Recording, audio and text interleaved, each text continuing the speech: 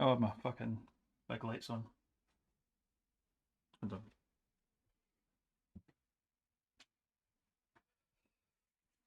Oh, not really very organised here. Hold on. I think I fixed sound alerts. Let's try that. Hello there. Did that work? I think it did.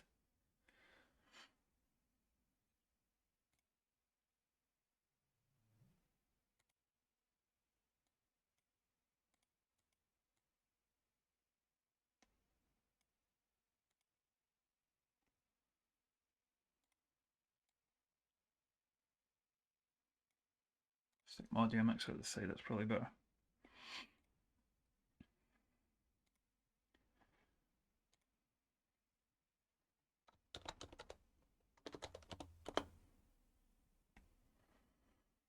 I'm basically just testing whether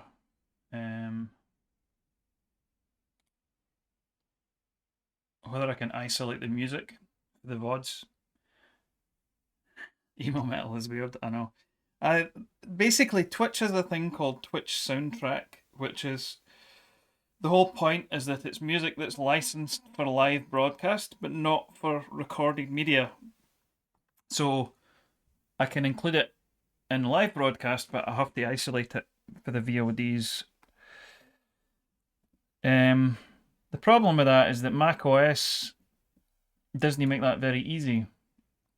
Um, so, and by the way, let me ken what the levels are like. Because I'm no monitoring my voice, because I can hear my voice, because like these are not covering my ears. But I'm monitoring everything else now, which is significantly better than it was before because I was written it in a way that meant I didn't have control over that, but now I do. However, in order to isolate the music for the VOD, I have to, well, essentially, I'm going to have to turn this down because it's distracting me because there's vocals in it. The problem is that in order to be able to isolate application level audio, basically, I have to use software that on macOS does not appear to be available in a free form. There's 3 different solutions that I could use that I know of, and all 3 of them involve me having to pay for some sort of software, which I don't really want to do if I can avoid it. One of them would be using the thing I'm using right now, which is currently in a trial mode thing, but it allows a 7-day free trial. But I think it costs like 90 quid. And the idea is that I can have all the desktop audio plus whatever applications running the music, which in this case is Safari, and have them both in a mixer, but then have them directed to what?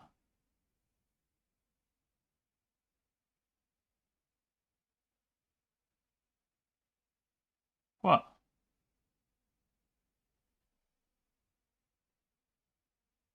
Oh, all right. Sorry, you're talking about the cost. I know. But it's like 90 quid for the what is this called? It's called Caster, which is software by a company called Ginger Audio. There is a free version of it, but the problem is that the free version only allows you to have one thing in the mixer. So basically, I can have all of the desktop audio in the mixer and route that to OBS, but I can do that anyway with the thing I was using before, which is called Black Hole. So Black Hole is basically just a virtual audio device that I can control within the macOS level settings. Um, so I can have multiple instances of Black Hole. So I can have like a 16 channel audio device and a 2 channel audio device, and I think there's like a 32 as well, or a 64 even. So what I was trying to do was see if I could have like music routed to a 16 channel Black Hole instance and everything else routed to a 2 channel, or vice versa, probably the other way around. And I can do that, and it works perfectly well.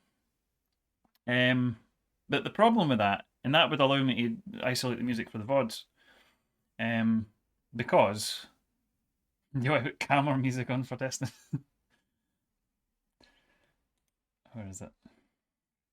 The thing is, there's a fairly limited selection, to be honest. Um, what is this?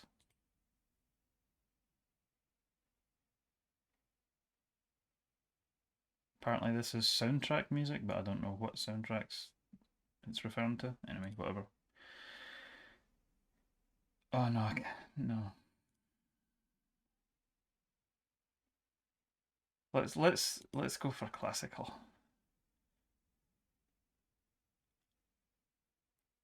There we go. How's that for chilled? Um,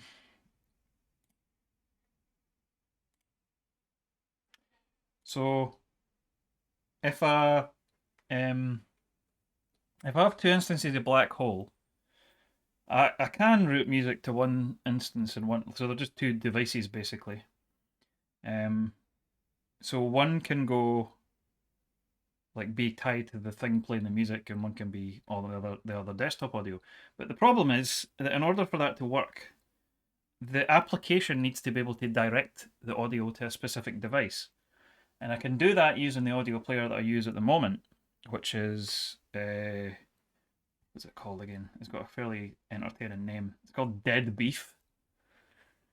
Um, so Dead Beef can pick an audio device to output to, which is great, but that requires me having files on the laptop that are played in Dead Beef, which is what I do at the moment. I have a massive long playlist with the files on my computer, and it just plays, and I can direct that to whatever output I can. So I could do that for free. I could isolate the music I use now for the VODs, but that doesn't even, the whole point of this was try to get better music. Well, no better, but just like, I've had the same. It always was technically that, exactly. But I've had the same music since I started streaming, so it's kind of getting on my tits, and I think everybody else is. So that would work for free, but I would need to find a shit ton of other music to use, unfortunately. In order to be able to easily access sort of streamable music that I know is okay to use on live VODs, live streams, but not on VODs, I have at least two options off the top of my head. One is to use Spotify and use like royalty-free playlists, which is sort of a bit risky, but would be an option. And the other one is to use the Twitch soundtrack thing, which is licensed and okay for live but not for VOD. But neither one of those solutions. I like the sort of 8-bit type retro music. Well, exactly. I mean, so yeah, that's why I picked the music that I've got. But it's like it's hard to. It's like thousands of tracks. So being able to, it's not easy to filter through all of that and figure out what the crap is, and So what I'm sort of tempted today is just like reduce down that soundtrack. The tracks that I already use. At least when a really crap one comes on, just like delete the file, and then that one will never come off again. I've been saying I should do that for ages, but that doesn't add any more music in. So yeah. But in order to be able to have one device with all the music on it and one with everything else, this caster thing does work, but it's a lot of money. And I don't know. I'm assuming it's like a lifetime license as opposed to being an annual subscription, but still, I mean, it's still quite a lot. There's also another thing that I could combine with black hole and still have the multiple black hole devices called audio hijack, where audio hijack does what it sounds like. It intercepts the audio before it's passed to whatever the OS level device is. So I could select the output device on my desktop as being one of the black hole instances, let's say the 16 channel one. And then use audio hijack to stop the audio getting from the music playing device onto the desktop thing, and then pass it instead to the other instance of Black Hole, which is set to only play in the live streams. So that would work as well. I did notice when I tested that though that it seems to be a bit iffy in terms of like the quality of the output. It's I actually noticed the quality of the music changing slightly when it was played through Audio Hijack. I don't know what's going on there. But it's slightly cheaper. It would still require a license key, but I think it's like $77. So when I'm saying 90 quid, I mean like, UK money, £90. But the $77 is US dollars, so that's, I don't know, maybe like, I don't know what that is, currently like 60 quid or something. So it's a bit less money, but just see what that actually is at the moment.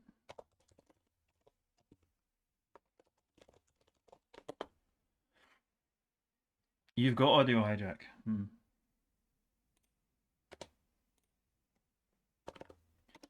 77 US dollars is, what is that right now? That's like, yeah, pretty much £62.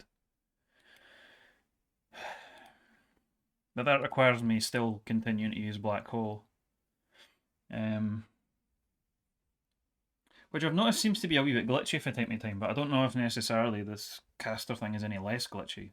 It's just like a bit more automatic. Like I open that and it automatically toggles the audio device. Use it for video projects. And the folk that make Audio Hijack also make a thing called Loopback, which I don't think that can intercept the audio, but it can. Oh, hi, Asinvic.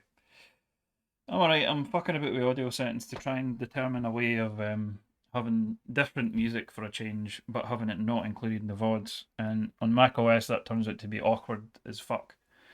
It's annoying because if I was on Linux, I could make that work no problem because I can use open source stuff to only play, to just route audio to virtual devices no problem at application level. So I can take audio for one application and plug it into a virtual device, and then that's exactly what I want basically. But I can't do it on Mac OS with paid software. And I think I could do it on Windows as well, possibly without the paid software, but I can't really stream from my Windows. I'm using OBS. Yep, but the problem is, Sinvic, that there is no way for me to select the output from one specific application and not the whole desktop audio without using paid software. Because the audio from like a web browser, which is running, say, Twitch Soundtrack, which is this recent thing they've introduced, which is licensed music, but only licensed for live broadcasting, not for VOD. So you have to remove it for the VODs. The only way of selectively taking the output for that is to use paid software, which intercepts the audio before it is passed to the desktop audio device, which is annoying. So basically, there's at least two ways I know of doing it, possibly three. But all three of them require paid software, so it's a bit of a pain in the arse. I haven't tried to use Loopback on its own yet. I know that I could use a combination of Loopback and Audio Hijack, but if I was going to do that, I may as well just not get Loopback and use Audio Hijack on its own, but using Black Hole, which is the thing I've already got. Audio Hijack is 77 US dollars. Or I can replace my current solution entirely and not use Black Hole and instead use something called Caster, which is like £90, but handles both it's basically an audio mixer and also virtual devices. So the mixer can pass stuff at individual thing in the mixer sort of level, which can be one application, to individual devices. So I can have one thing in the mixer representing all of the desktop audio, and another thing in the mixer representing just the audio from, say, for example, Safari running Twitch Soundtrack.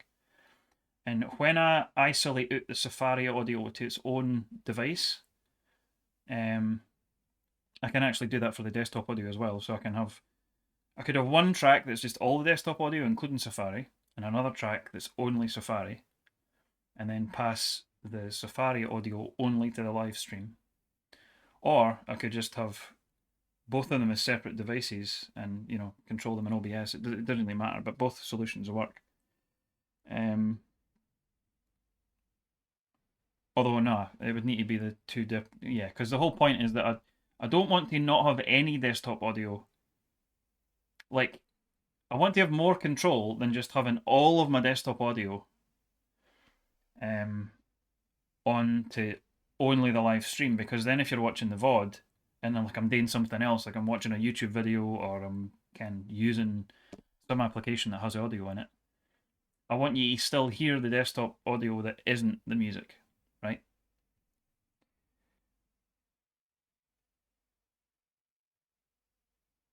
Just continue as you were. But I mean, you know, I've been doing that for the whole time since I started streaming. It's just kind of annoying.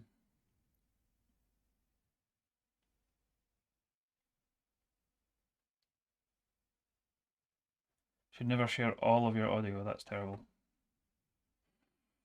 What do you mean? I mean, I kind of want to share all the desktop audio except the music, because I don't want to control at application level, like, you know, specifically picking every individual application that I want the audio shared for, because like different streams will be button to mute first. I mean, I have that now technically.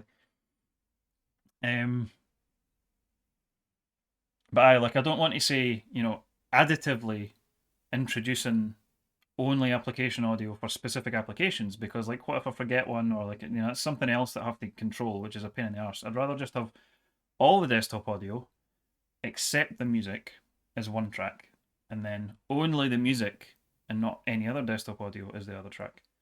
And then that means for the live streams, I can include both.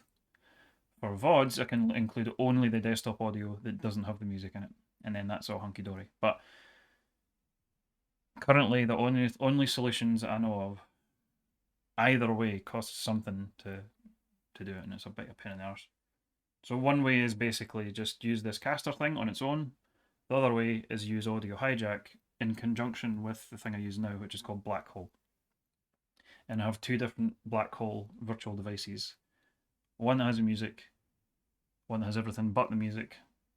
And I would basically, in the OS, I would select the one that has everything but the music, but I would monitor in OBS all the audio, including, you know, whatever's ending up in the stream. And then I would pass the OBS as a separate track, the other device that only has the music. I just tried both a minute ago and they seem to work. Oh, another thing I wanted to test, I think I've fixed it now, but let me just confirm. If I was to hit this, for example. Hello there. Hopefully that works in as a reasonable volume. And if I was to do, I don't know, like, let's pick like one of these. Sonic the Hedgehog, he's a fucking hedgehog. I mean, I'm hearing that, and it looks like it's in the mixer, so I'm hoping we're fine. Bye.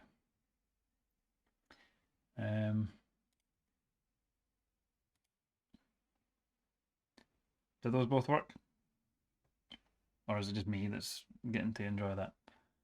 Definitely worked. Okay, good. Okay, so I think the sound's fixed at least, but there's also the question of like, it's just like, what do I do about the music? Because I mean, there might be some other solution. Like, I might be able to find, if I can find files that I can download and use those as music, then I can already do it with just Black Hole.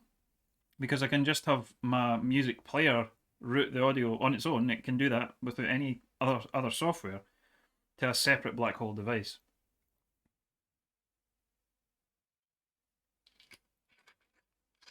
But like, where do I find files that, you know what I mean? A royalty-free music. I mean, that might be, that's definitely the cheap bastard solution. Um,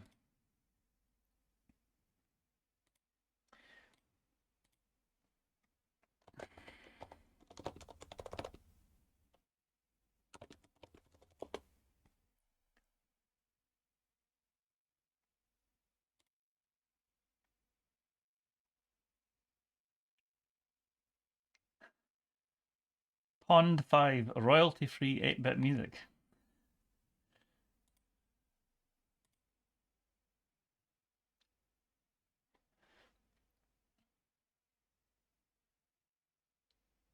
Does the computer... Hang on, what are you saying?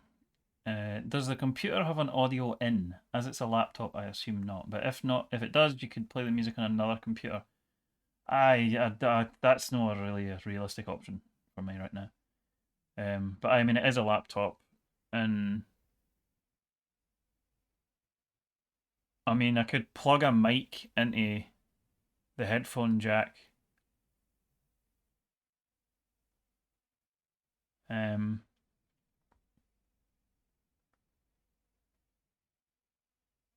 But then I'm running two computers. Like I didn't have another computer that's like easily. I didn't want to run my desktop, which is over there with a big long cable running across the floor. I'll end up tripping on it to this computer. You know what I mean? But you could play the music on another computer, run it to the Mac. The audio input could be added as its own audio source. Yeah.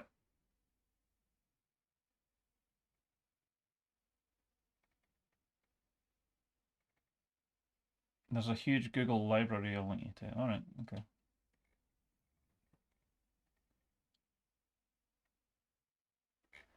Yeah, like I didn't like even just electricity wise, like I didn't want to be running two computers every time I stream. Plus, that's like you know what I'm like. When I finish streaming, I'm fucking knackered and it's the middle of the night. I didn't want to like have to go over there and like fuck about shutting that laptop or that desktop down and then also shut this down and you know. It's just that's an extra thing in the way that I didn't really want to deal with. Bye. I think maybe at least for now, I think maybe the solution is find some files that I can download. Um,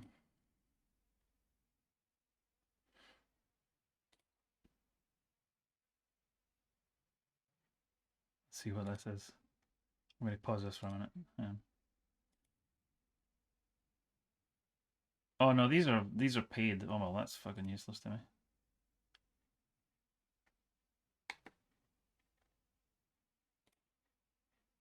Oh okay.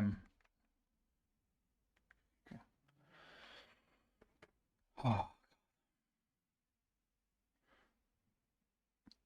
should probably switch views. My tea's freezing cold, by the way. Classic fucking standard for me.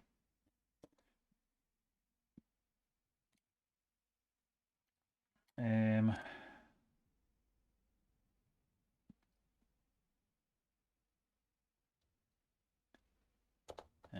and I mean, there's also just like there'll be bloody stuff on YouTube and that as well that I can run in the background, probably. But again, if it's on YouTube, it doesn't really fix the problem because it's still in browser. So,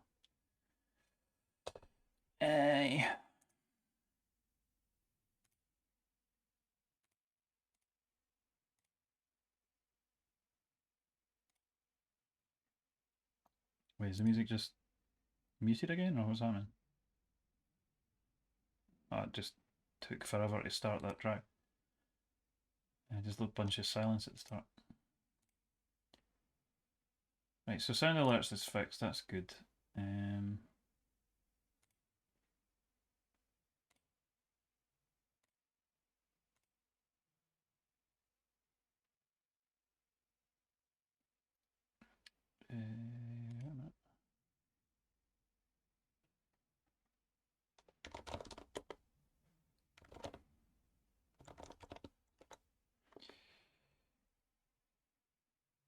I'm basically just wanting to test out the audio stuff and that, and what I was thinking I might do is like I need to kind of just depending on if folk are wanting a gab, I need to kind of tidy up this shit behind me and that. But I don't know what to do. Like I'm not gonna. Well, I do need to deal with this keyboard, but I'm not really too tired. I think.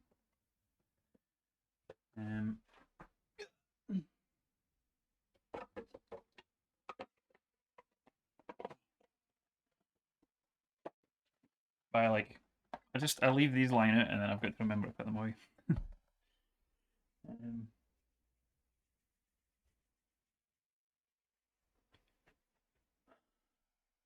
I don't even know what's on the Twitch soundtrack thing really. Like, chilled electronic. What are you? That's chilled electronic. Oh god. All stations. Here we go.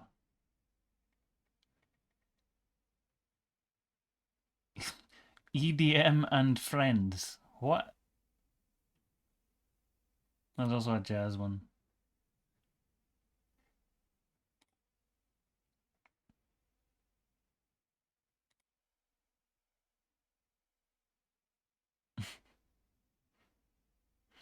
This is called Diffusion.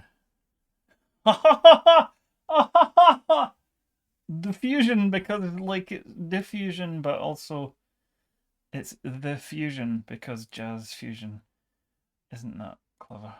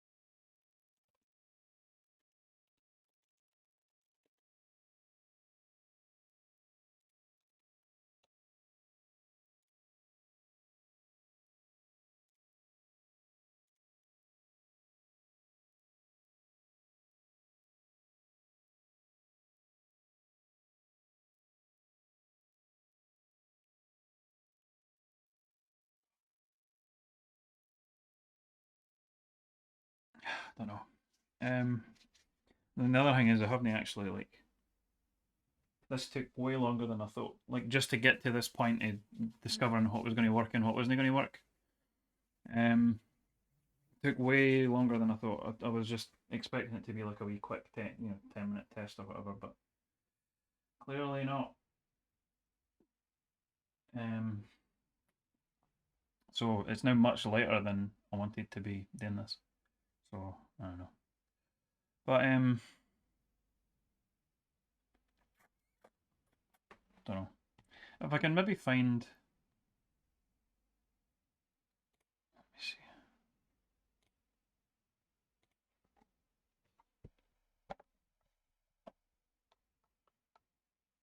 I think I can.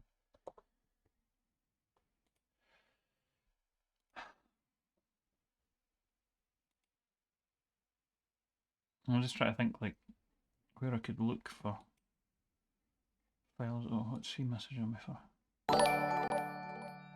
Oh my god. It's the worst possible stream to be raided. Hello, Black Simon. How you doing?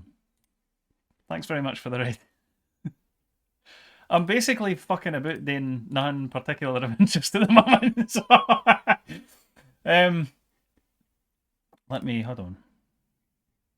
You did promise. Wait, what was the promise? Dude got a raid and then ran with it. I don't have control of the ads. The ad just ran.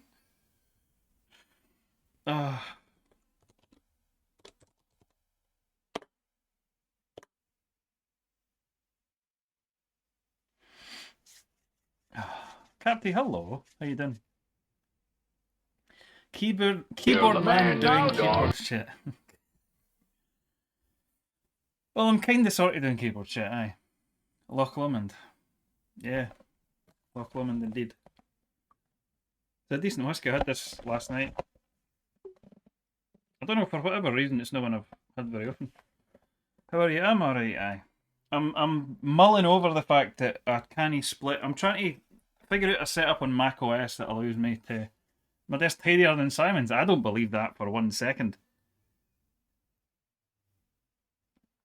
My desk. This is good for my desk, to be fair, but it's I approve of the Ironbrew even if it's shit. Listen, listen. Don't you dare say that about my pal. So, aye, what I'm trying to do here is test out different audio settings. Because last night on stream something changed. I don't know why. OBS decided to just update in the background or something, and broke my audio. So I was trying to figure out while I was fixing that what's probably a sort of the most sensible solution to use for the music. Because I want to be able to play different music to what I would normally use, because I've been using the same music on streams for like, well, the whole time I've been streaming, so like a bit over a year. And I think it's getting on my nerves, and I think it's getting on everybody else's nerves as well. So I thought if I can try and plan out something that'll let me selectively route the music as its own device and use that from now on, then I can use like the Twitch soundtrack stuff, or I can use Spotify and pick certain music that's okay to play or whatever, but not have it included in the VODs. But the problem is that on Mac OS I can't do that very easily, or rather I can do it very easily, but it requires paid software, and I don't really want to pay for software that, you know, I'd only use it for streams, obviously. But basically, there's two things I can use. One is Audio Hijack, which is like $77 and would intercept the audio from whatever application is playing the music and not pass it to the main device, and then I'd have a separate device that it's routed to instead, which is fine, that works. Or I can use the thing that's currently being used, which is a completely separate thing, which would just replace the virtual device thing I'm using at the moment, and would be both the mixer and the creator of the virtual devices. So it's called Caster. But I mean that one's a bit more of a like an all-in-one solution, but it's like £90. So both of them are like more money than you know, I want to be spending, but I don't know. Anyway, how was your stream? If Simon's here, I don't know, he might have like, I don't know how long he was streaming for, so he might have fucked off. I know when I do a raid, normally what happens is I'm like trying to be friendly for the first couple of minutes, and then I immediately like bugger off because I'm like I need to go to bed, and it's normally the middle of the night. What time is it in Simonland actually? But aye. I had a big long stream last night where I was rambling for ages about various things. I need to fix this keyboard, which I don't know. Do I just do that now? What I need to do with this is I want to try adding oil to the springs, the conical springs, in each switch, to basically fix the fact that the springs. So the case is damaged. So there's a few standoffs in the top case that basically have cracked, and that means that I can't evenly distribute force across the whole PCB in a kind of, you know, a uniform way. So it's causing spring noises that are really getting on my nerves. It's kind of like that somebody said last night, I can't remember who it was, that it's kind of like, you know, those door stoppers that are a spring that make a kind of springy kind of noise if you ping them? It's a bit like that.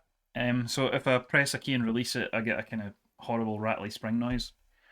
And it's kind of unfortunate because it's a really nice keyboard to use. This has 30-gram domes in it now, and it's silenced, which it wasn't. Neither of those things is stock. However, being really, really quiet, this music's so fucking hilarious. Being really, really quiet, but then also having the spring noise, it's kind of just accentuates it even more. So, what I'm hoping is if I oil the springs and nothing else, otherwise it's just the same build, that'll get rid of the spring noise, even without the placement of the springs being absolutely perfect, because I think the issue is that it's basically impossible to keep the springs in place sufficiently because the pressure is not enough to hold them in the exact spot that they should sit. So even if I line them up perfectly, it's still making noise. So that I think is what I'm going to do with this one.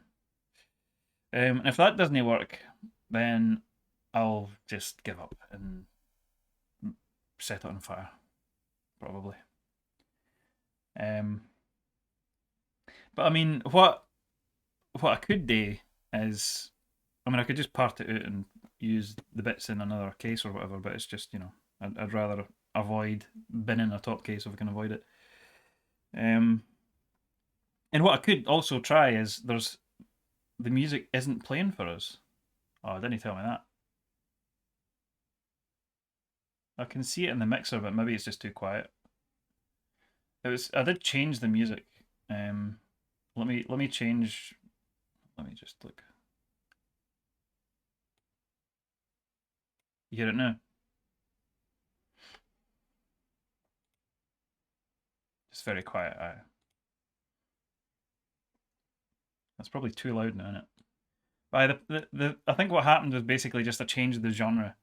So it was like screaming metal emo shit at the beginning, and then someone moaned. So I changed it to classical, and now we're on to jazz. um, Aye, that looks quite loud in the mixer, to be fair, but I don't know.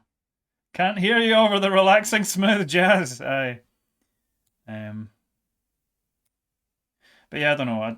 I'm just trying to think like what I even use as the music, but then also what solution I can figure out that involves me being able to route the stuff selectively. So I don't know. Audio hijack's cheaper. Still a lot of money, but it's cheaper, and it would mean it's not loud on stream. All right.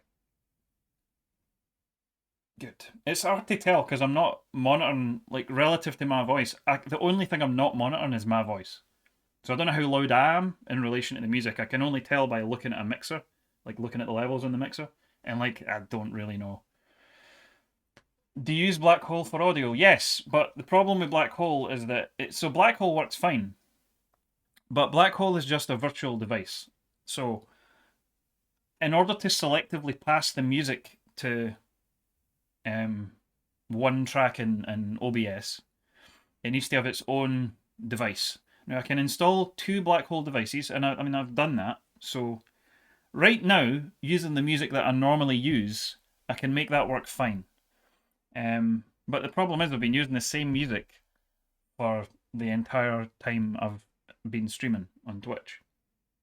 No streaming, but streaming on Twitch, because I was streaming years ago. But in order to make the Black Hole solution work, I need to be able to use something else that determines at application level this application's audio is to go to this Black Hole device, and all the other audio is to go to this other Black Hole device. And there is nothing on OS level that can do that. Have you tried using Voicemeeter? No, because as far as I'm aware, that doesn't work on Mac OS. I think that's a Windows thing. Let me check. I did look at that earlier.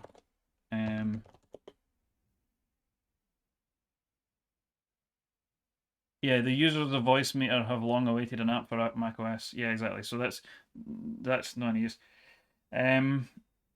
So the solutions are, and I feel like I'm just repeating myself. I think I said this pre-raid, but so many things that are Windows only. I know. I mean, that behind me is the Windows. Well, it's not.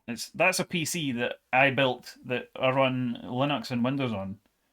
But streaming for that isn't really ideal because when it uses a shit ton of power and it's noisy, and you know, this is much more kind of straightforward. So I'm streaming for Mac OS, and the only solutions that appear to exist that work on Mac OS are using audio hijack to basically sit in between the application and the virtual device. So, this is, oh my god, is that a Windows joke? My God. So I can introduce something called audio hijack that basically stops the audio getting from the application to the black hole device and then passes it to a separate black hole device, and that works fine. But that's $77 US. Or I can use a somewhat more all-in-one solution that's probably slightly better, which is an application called Caster, which handles both the mixing side of things and also the virtual device side of things, and basically creates its own virtual devices that I can then stick into OBS. So I can have in the mixer, which is what I currently have right now on this stream, but this is just the trial version, so this will run it and find a cracked version. Well, if you have any suggestions, but I don't, you know. But that one allows me to have in the mixer desktop audio and then like whatever, Safari audio or whatever. Right now I'm just using Safari to run the audio, but I mean it could be another browser, it doesn't really matter, or like Spotify or whatever. And then I route each one to its own device. So the desktop audio is treated as a separate thing. So basically it's splitting all the other desktop audio for the Safari audio, and then each one is routed to its own device. And then they're both separately routed into OBS so that I can have a desktop audio without music thing, and then one that also includes the music. So the VOD track will not have the music from this stream in it. So when I'm talking about smooth jazz and all that, that'll not be in the VOD. But you're hearing it now because you're in the live stream, unless you're watching this in the VOD, in which case you're just confused. But I haven't researched all these things yet, so I didn't know they all cost money for split. Only on macOS, that's the thing that's annoying. I could do this on Windows or I could do this on Linux for free. But I'm realistically no able to start streaming for Linux or macOS at the moment because like it's just not practical for me. My current scenario is that I really need to be able to stream for the laptop. Because for example, I don't have a webcam. Like I don't have a reasonable quality cam that I can use on that for like the face cam, right?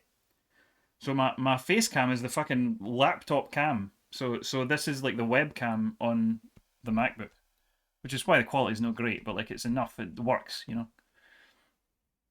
So I kind of need to be able to stream for the MacBook basically, and that's very limiting because I do actually have Linux on the MacBook, but it's very very buggy and broken, and the audio is one of the things that's very not good at the moment because it's just a very early, still in development version of that solution. Bye.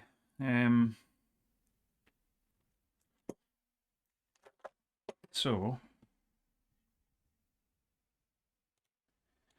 right, what do we think then? Do I try and fix this now? Possibly. I think I might.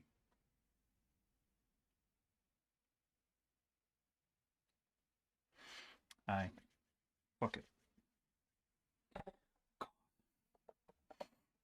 I need to sort out my. Oh, I was opening that last stream as well. I didn't put it away again. This music's kind of amusing me. Yeah. But yeah, basically, it's a case of like, There's three ways I could go. One would be continue to use Black Hole and use the music player that I have at the moment, which is playing files on my computer, and that software can already select an audio device. So I can just tell it, use this virtual device, and it'll do it, and it works. But that requires me to actually have the files on my computer. And it's not like I can download all of Twitch soundtrack or, you know, Spotify playlists or, well, no.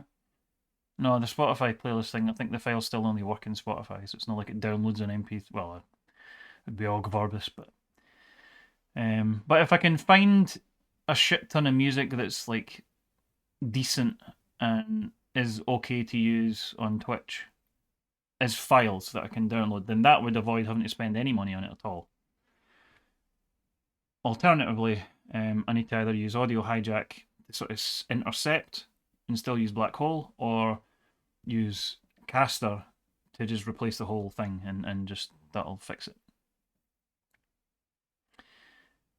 It downloads a file if you have the paid Spotify. Aye, but can that file, is that still, I thought the file was still like an encrypted thing that only would play in Spotify though. Aye, that's what I'm saying though. That doesn't help me because having it offline isn't the point. Having it away from the Spotify app is the point. Because I need to be able to play the files in different software. Does your phone have an audio jack? Well, that's a point. You know what? That's not a terrible solution. Although, well, but no, I mean, my phone doesn't have an audio jack because it's a fucking iPhone. But well, to be fair, I don't need to use that phone. I have my old. You know what? That might not be a terrible solution. Is it here in fact? Or have I moved it to the other room? I've got another phone, which is actually the main reason I got that phone is because it's really good for audio stuff. That has a 3.5mm jack. The battery life's so fucked, but like if it's just running plugged in, like I could just run it, permanently have a USB cable going to it while I'm streaming. I could run the audio off of that, but I don't know how that would work in terms of like if it's running in a browser, the screen would need to be on the whole time. And if I like accidentally lock the screen, I'll end up stopping the music. I think.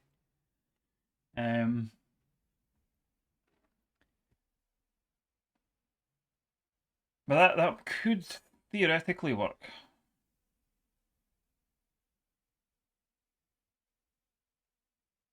On an iPad. I don't know where my iPad is, but there is an iPad somewhere. But I mean, that again. Aye. Hypothetically, aye, I could try something like that. And somebody's saying there's repos for downloading Spotify playlists. I mean, the thing that I'm using right now, just to sort of test, is this Twitch soundtrack thing, which is music that's specifically licensed. I'll put it in the chat. Music that's specifically licensed for use on live broadcasts on Twitch, but not for VODs. So that's what you're currently hearing is this, unless you're watching it on the VOD. Hopefully it successfully excludes it for the VOD, but I'll not know until I finish and test it.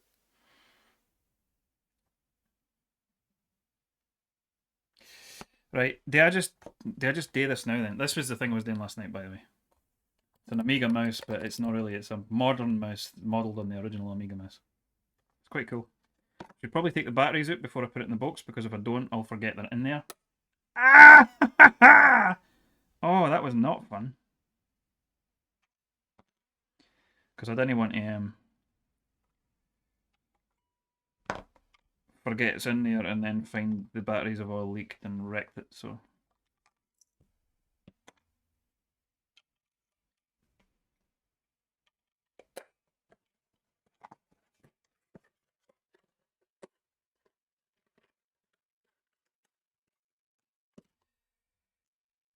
Okay, so... What do we think? Do I just do this? Rose and Scarrow say just do it. Maybe I just do it. Well, if I'm going to do this, I should probably change. I just unplugged that and I need to type. Fuck's sake. I should probably change the stream description and category for just chatting. Let me quickly do that. So we're no longer just chatting. We're like I just said it. I just said unplug the keyboard, and you just watched me do it and comment on it, and then I still typed on it.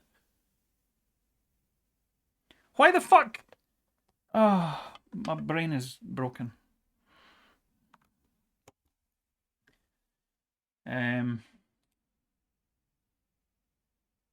Soundtrack audio successfully excluded from VOD. Thanks, Sinvic, for checking that for me.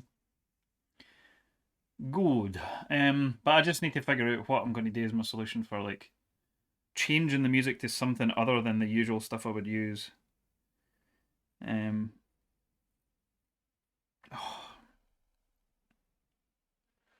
don't know. Because like I can toggle. I mean, actually, I could probably do this in real time. Let me just test. So, if I was to,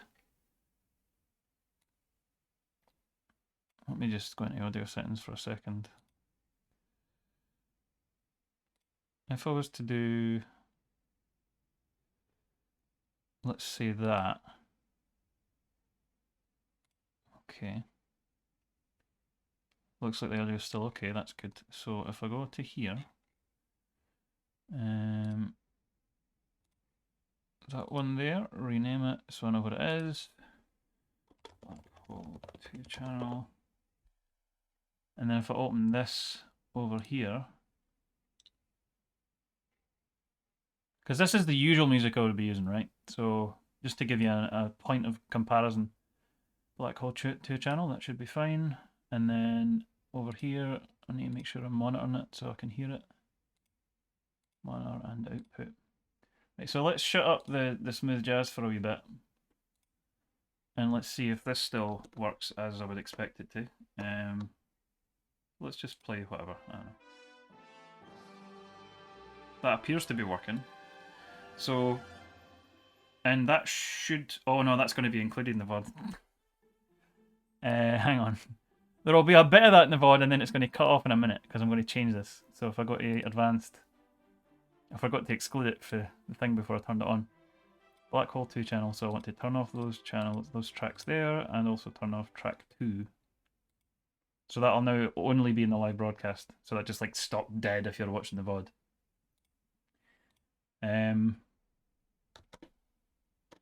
But I mean, I can isolate the music for the VOD. Yeah. How much would it suck to have no audio at all? I mean, music. I don't know. I actually was thinking about doing that. But it just might be really weird and quiet, and I don't know. But I think what I could maybe do, at least short term. I mean, I could maybe like have a week. I've got this free trial of this thing anyway, so I may as well use it, right? So that'll only be like 1 or 2 streams max, probably. But I could use that to just play different music for a couple of streams, and then when the trial runs out, just uninstall everything, and use my existing playlist. But like every time a shit song comes on, just delete it.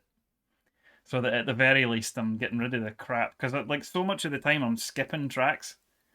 I've just realised as well that my Stream Deck isn't on.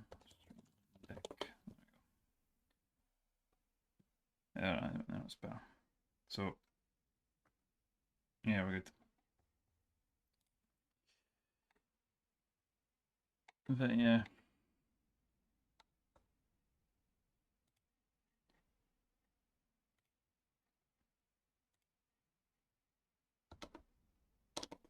But there's some good stuff in this playlist. It's just like, you know, there's over 1,000. I think there's something like 4,000 tracks.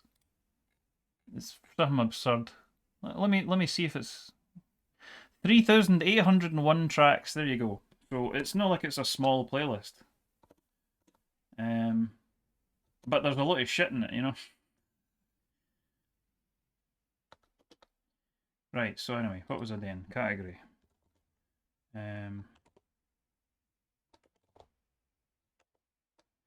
Makers probably.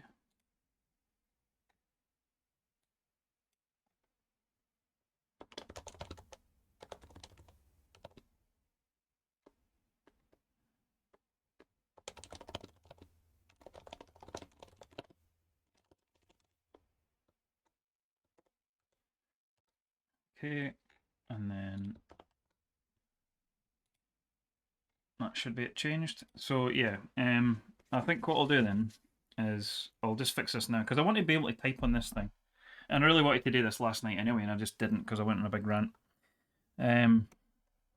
So I'll need gloves, which should be there. I need my VHS tapes, obviously, because you know.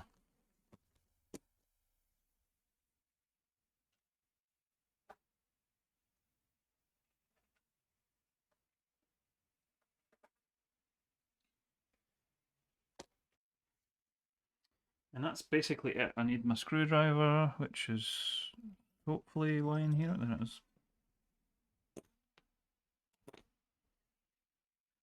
Like the only. Oh well. Hmm. Oh.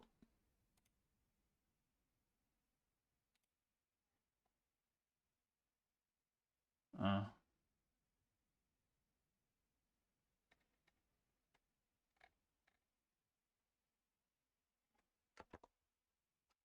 I'm doing it again. I'm typing on this fucking. Never mind. Right. So.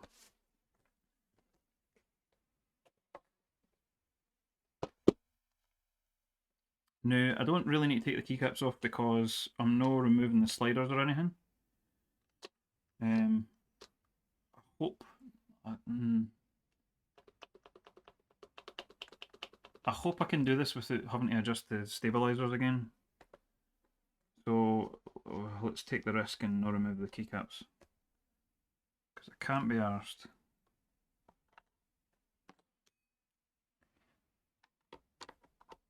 I'm actually really curious to see, once I take this apart, if the standoffs have remained intact or if they've cracked.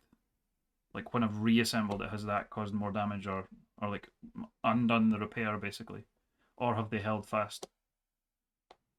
Because it's hard to really tell. That might be why there's still spring noise, because it's like re-broken it. Essentially what I did was I took the well, I used acetone to kind of melt the plastic back together on the stand, because there's no metal standoffs in this. It's just one molded piece of plastic that you can tell this isn't been mine originally as well, because like it's all dirty on the bottom, like the rubber bumper things are all dirty.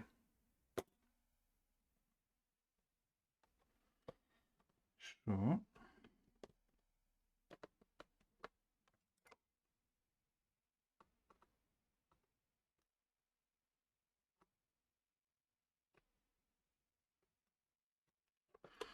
off it goes.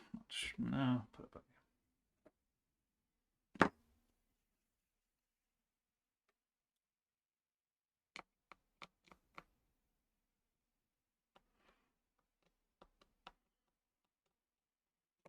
What I can also do is I can, like, with this playlist, I can sort of jump through. I can sort by like the game or series and specifically pick tracks. Yeah, that feels really not very tight over there. Yeah, I don't think that's.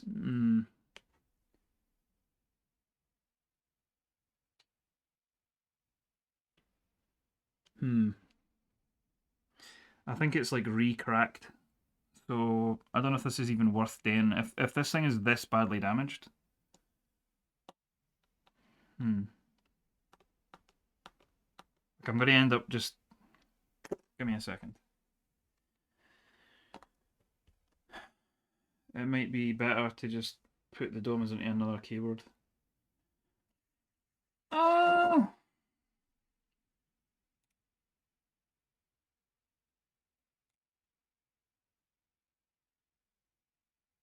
No, I didn't in response to that message. Sorry, I can't type easily because of. And yeah, that's the thing I wanted to do. But. Right, pause this.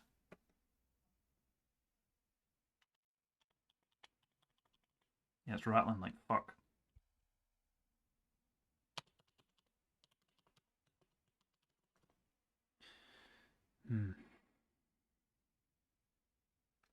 Well, I mean, either way, I need to get the domes out. So whether I use them in this keyboard or another one, I still need to remove them. So.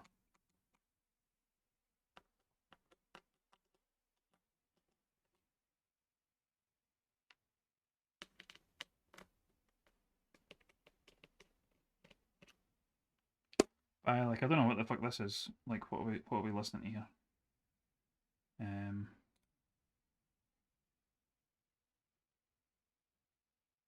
Super Street Fighter 2 Turbo. The track is called Sexy Trunks, apparently. That's not the original name of the track, obviously, it's the cover. But I've already got this sorted by a game, so like I could, I don't know, like what do we want? Let's go for some Sonic. Let's go for one that I actually like. I don't know what they're called though. Let me think. It would be Sonic. Oh, in fact, I just went for a Sonic. I'll just let that play. Whatever. Um,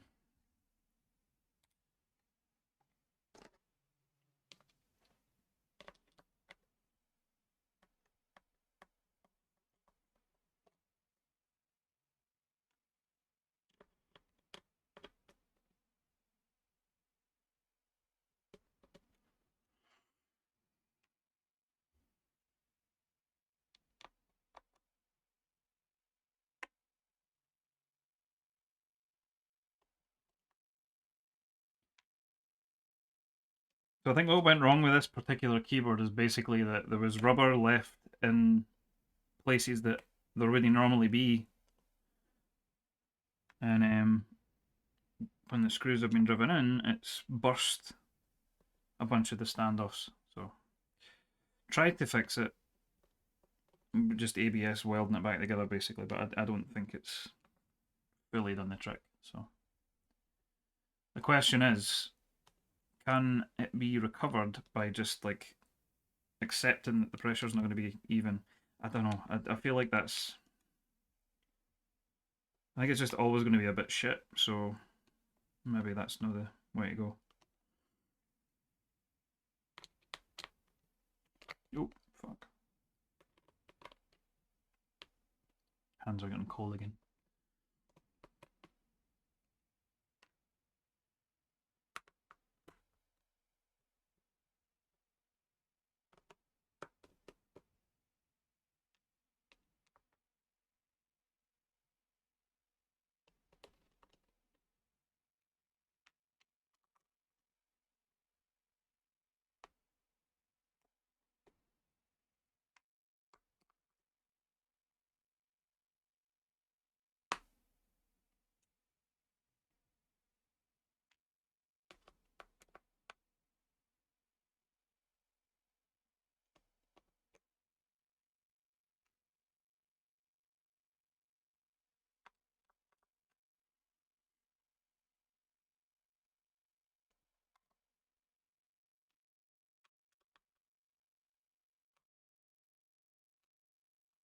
I'm not massively surprised that it clearly didn't feel right when I disassembled, because it's like it's obvious there's still a problem in that area of the board based on the noise.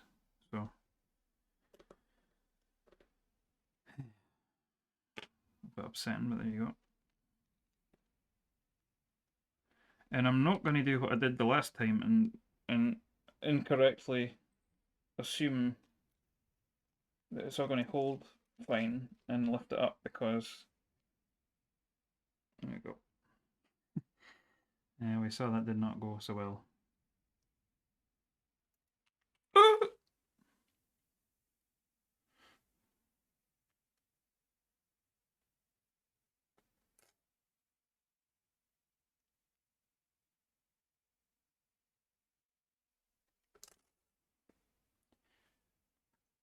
What Scotch whisky must one try even as a teetotal?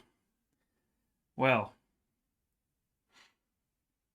I don't know. I mean, I don't really have one whiskey that I would say is like the best one or my favourite one or whatever. There's many good whiskies.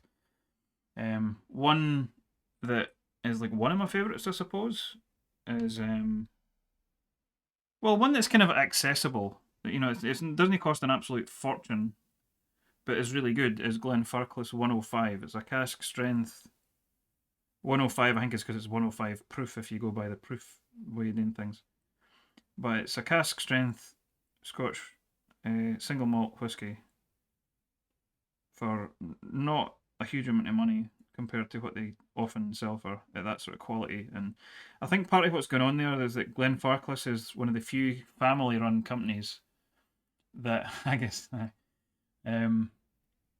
there's a company, one company in Scotland owns like almost all the distilleries, and they're called Diageo. But Diageo keeps trying to buy Glenfarclas. And like I like the idea. Like in my head, I imagine it as like them driving up to Glenfarclas with a fucking truckload of money and being like, "What do you think?" And then the family that run the distillery being like, "Fucking shove it up your arse," and then they drive away again. And then they come back like the next month and they've got more money. I'm like, "What about that?" Fuck off, and then you go away again. But like they keep trying to buy them and they keep saying, "Nope, no interested. Doesn't matter how much money, don't care." And I respect that. I don't know how long that'll last though. I don't know if eventually they'll be like, "I can't. I'm old. I'm tired. Fuck it." But I hope they continue to not sell though, because it's just sad that none of these are independent businesses anymore. They're all fucking Diageo. Not all of them, but you know what I mean. The majority. I wonder actually. I should maybe get a wee. Well, do I just use that then temporarily? No, it's quite hard to place them in there. For the tub for the springs. Or have I got any of the wee? Oh, actually, that would do.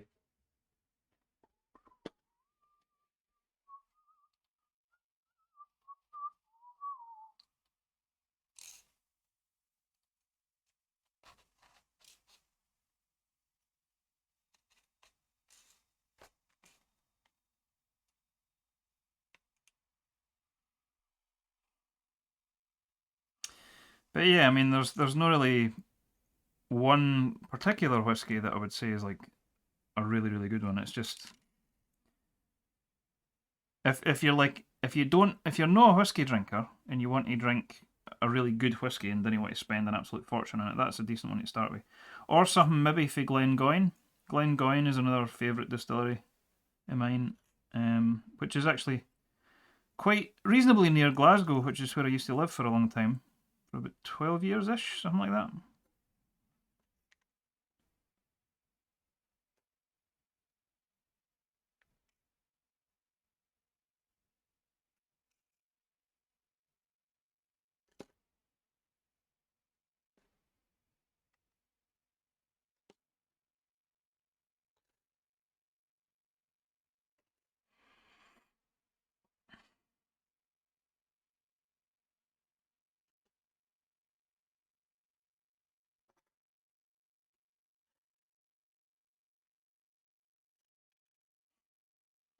Alright then.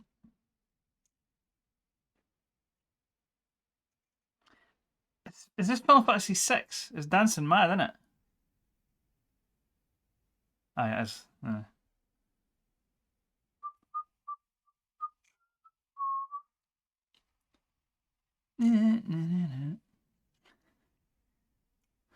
This is one of the few games that I was talking about this on Discord with somebody the other day, actually.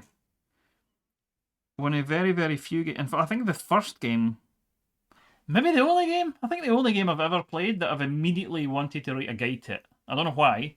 Like I finished the game, having just really thoroughly played through it, and then was like, I need to write this down because I want to replay this. And when I'm replaying it, I want to have like just a quicker way of going through it and still hitting all the beats. So I wrote a guide basically for my own benefit, but I did make it available for others to use. And I was looking; it's still online. I found it the other night there, which is quite funny. I found it in like two different places.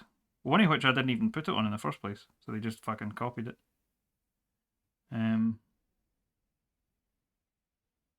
But it was quite cool that. It's always sort of weird. I'm not keeping track of what I'm doing. It's always kind of weird when I find a thing that I made years ago floating about that people are actually using.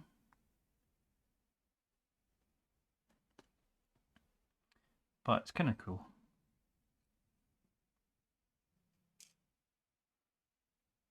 I originally had it hosted on my own website, and it was like the cringiest shit in the world. I was like, I don't know, 16, 17 when I wrote the thing. And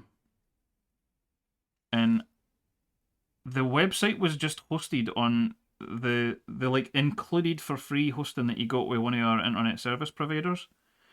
So unfortunately, we moved ISPs, and when we moved ISPs, I forgot the website was there because I wasn't really using it by that point, and essentially lost access to my own website because I couldn't log in anymore to like access the server. So I couldn't update it and I couldn't delete it. So it was just stuck on the internet for ages, and I was really stressed about it because it was really embarrassing. Like it was terrible, terrible website. And I couldn't get rid of it. And then eventually, like it took like 10 years or something insane, and finally this thing got removed. But like the company, the ISP we were with, got bought over by another ISP, and for years they still kept that website live.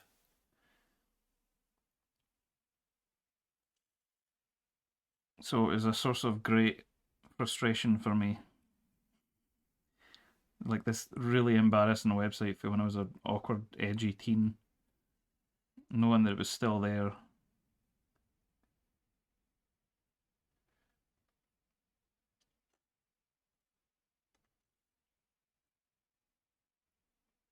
I should really be paying better attention to what I'm doing here. Is that just one, or is it, did I already put one on that? Oh, that's two. Right. That's two. Are they all two? Right. I'm on a new. Oh, it's that one.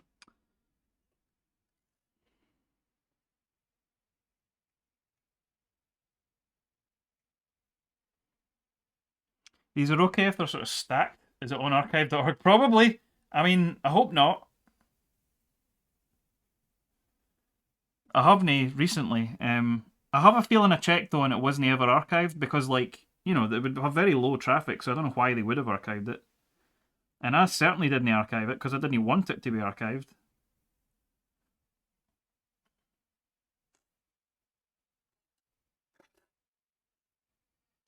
It was just like an error page for the ISP.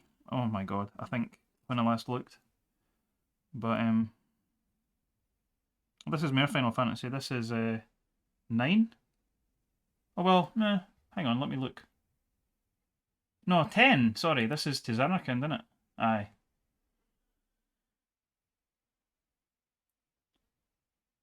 Ten was like the last one I think that involved Nobuo Uematsu, which I lose interest in the music after he disappears. And even there, like he wasn't writing all his cell for 10, so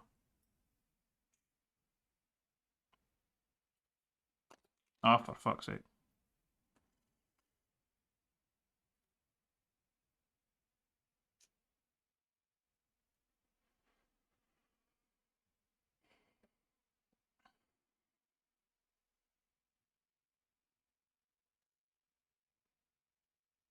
So I take it we know Topra then, the folk that came in with the raid, because there was some chat about HHKBs. If you're no familiar, I can explain a wee bit about what the hell this is. But I don't want to condescend if you're aware.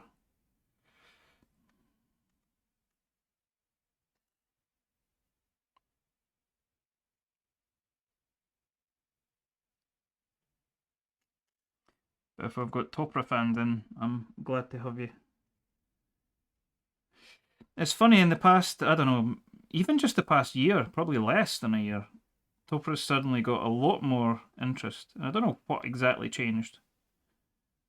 But I didn't really have a huge amount of interest in MX stuff myself. But all the custom stuff was always MX. And now there's starting to be a bit more custom stuff, mainly because of Cipulot. Well, he's not the only one. But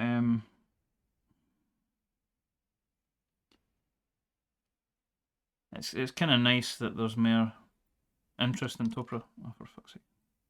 I'm very gently gripping these because I don't want to bend the springs at all.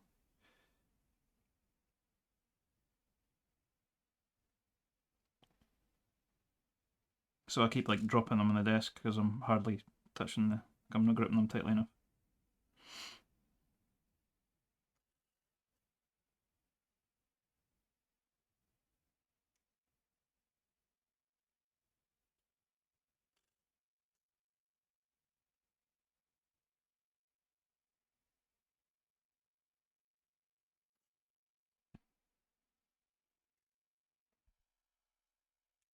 Oh, for fuck. See? Like that.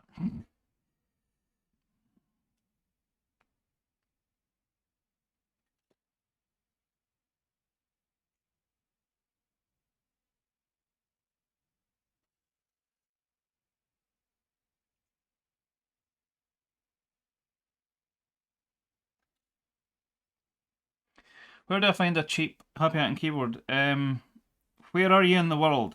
Because that'll be a determining factor. I didn't see where I put that. I'm not paying attention. Fuck.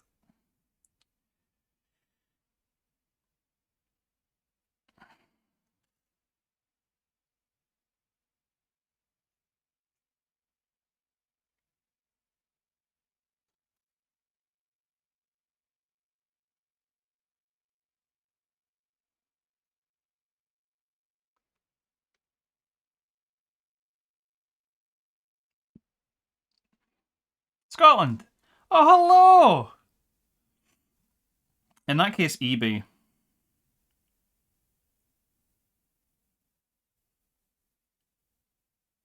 Or if you want a really fucked up one, you can buy this one.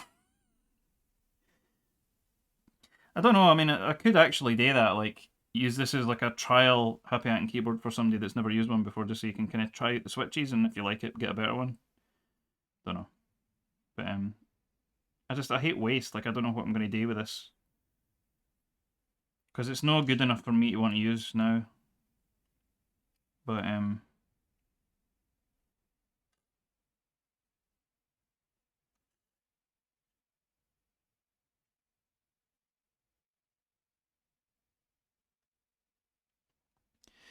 there's one particular seller, pimp it out, aye.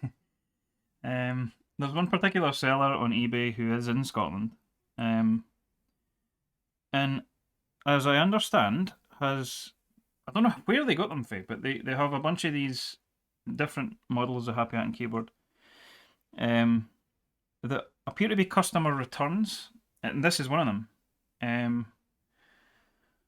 which he sells as opened but not used, which is a bit of a lie because they are clearly used. They're just like not used for that long. Because I mean, I've had a couple of them that have been like brand new looking, and I've also had some that were definitely used and like quite dirty and minging. And I was like, hang on, how can you sell this as new and unused? You know, or you know, opened but not used. And it's got somebody's crusty fucking bogies in it and beard hairs and whatever. I'm sorry, but that's not unused. So yeah, spacebar one.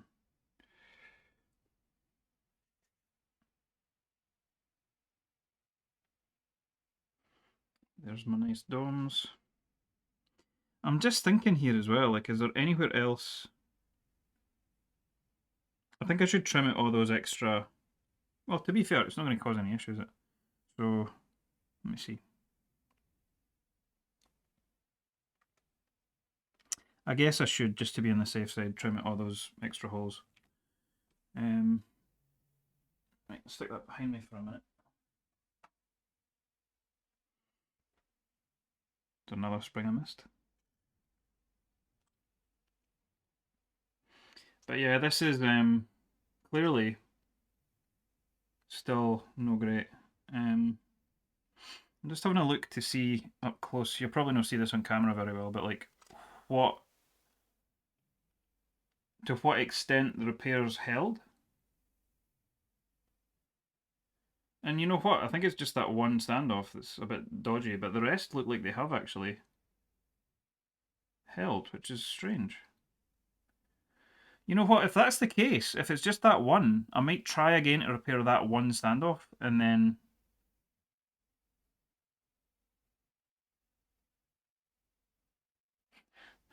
Can I need split spacebars if I was going to full Topro, which might be very difficult? Well, there just isn't.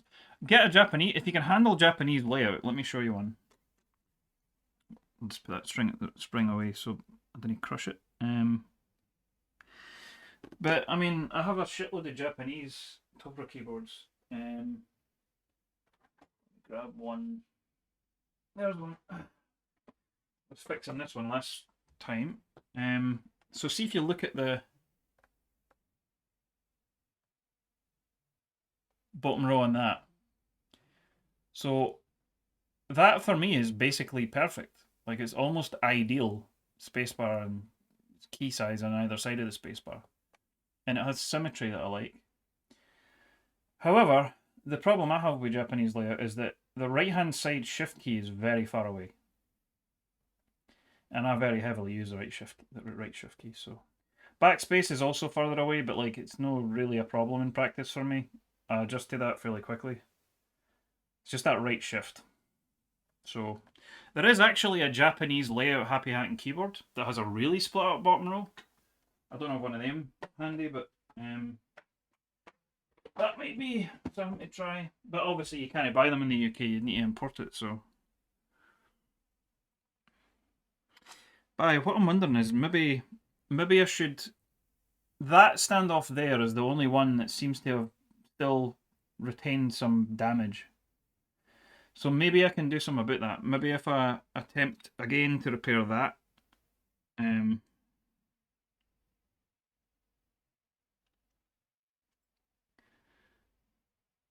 then lube the springs.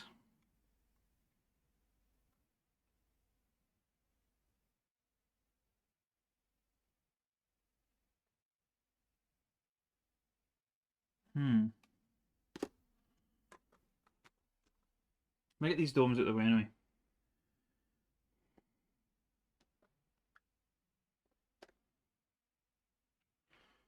And I'll trim that down as well in the meantime.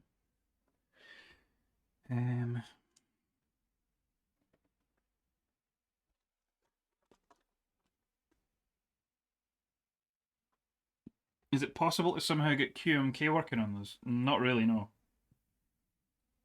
There is a Cipulot that I already mentioned. He has I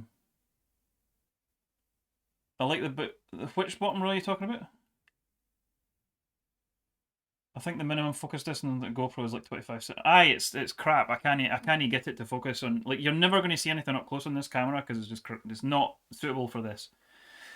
But it's all I've got, so tough titties basically. I'd be better getting like a Sony mirrorless or something if I had the money. But anyway, Sinvic, which bottom row are you talking about? The one I just showed, or the Happy Hacking keyboard just? Because they're pretty different. Well, they're both just, but you know that's a different version of just. Well, honestly, for that, the left thumb is perfect because it will. If your hands are mass-sized hands in your own home row, then your thumbs are like exactly on that spacebar. So I don't really see how it's a problem for either hand because it's exactly in the center. Like it's directly under the B key, and I pretty much hit space right under the B key, which is dead center. Like B is exactly in the middle where your hands would be if they were on a home row position. So for me that works really well, but if I look at folk, not so much. I don't know. So I'm just wondering here, what I could maybe do is I could try once more with that standoff, and at the same time lube the springs and see how that works. Because I'm not going to put those domes back in anyway. I'm going to put the other domes back in. So I could do that. Right, where's the acetone?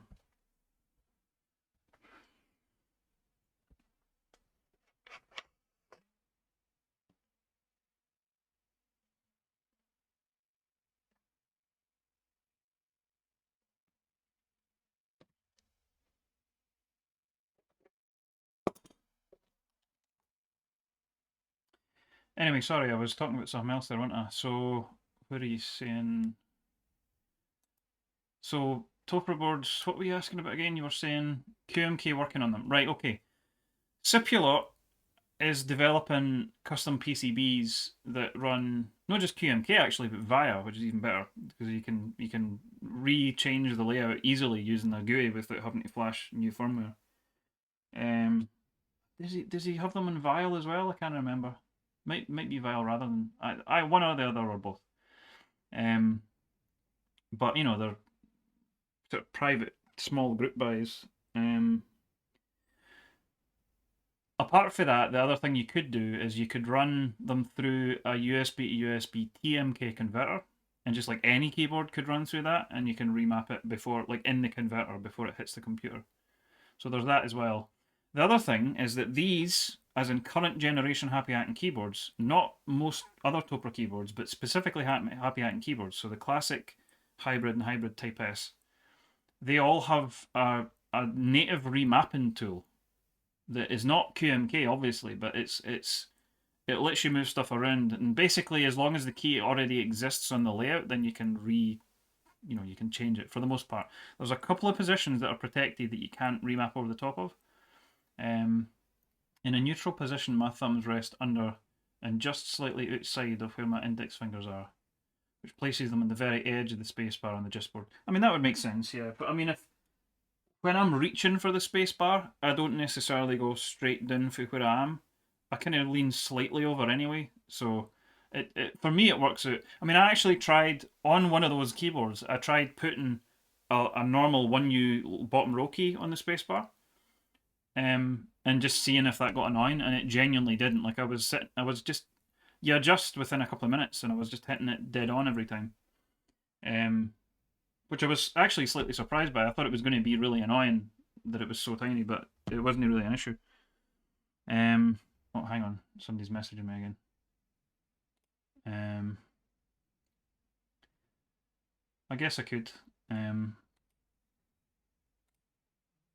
anyway. So I think I'll see how this goes. It's kind of difficult because the bit that needs to get the... I think I need the dropper actually. There it is.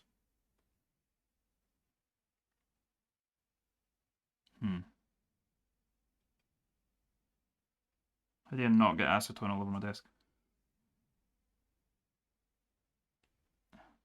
Oh, somebody's ripping off. Why does HHKB not make their boards fully programmable if they're supposedly for programmers? Well, I mean, bear in mind they're Japanese, right? Japan and like Japanese companies are quite set in their ways. Like they're generally, and I know this is a generalization, but it is kind of true. They're not very experimental. They're more like tried and trusted is the way to go. So if they're doing something and it's working, they're not going to change anything. I was trying to do that without getting acetone in the hole, but I've failed, so.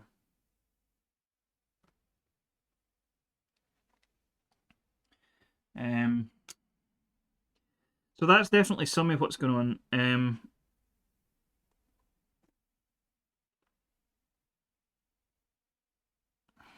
I don't think it's going to dry quickly enough now, but never mind. There was a QMK replacement controller. Well, it was a TMK, because you're thinking of Hasu. So Hasu is the developer that made TMK, and QMK is based on TMK. That QMK was the idea was that it was to be more suitable for using as a firmware on which a full keyboard would be run, rather than for things like converters or changing how a board worked. TMK was originally conceived as a, more of a converter for vintage keyboards and things. But TMK exists on, you can get custom controller keyboards, because you noticed, well, you probably noticed when I was pulling this apart, I didn't really show it, to be fair. The PCB doesn't have the controller on it. The main PCB that has the switches, or the pads, it's not actually switches, doesn't have the controller. The controller's on a separate daughter board that's attached to the bottom case. So from Hasu you can buy, or you can, it's open source. You can just get them made yourself if you want. But he does replacement controller boards that run his firmware TMK.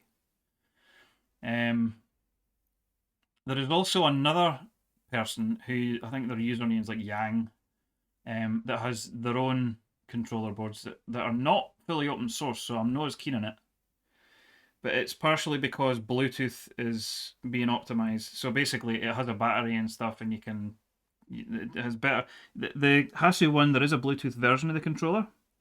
I think that has stuck.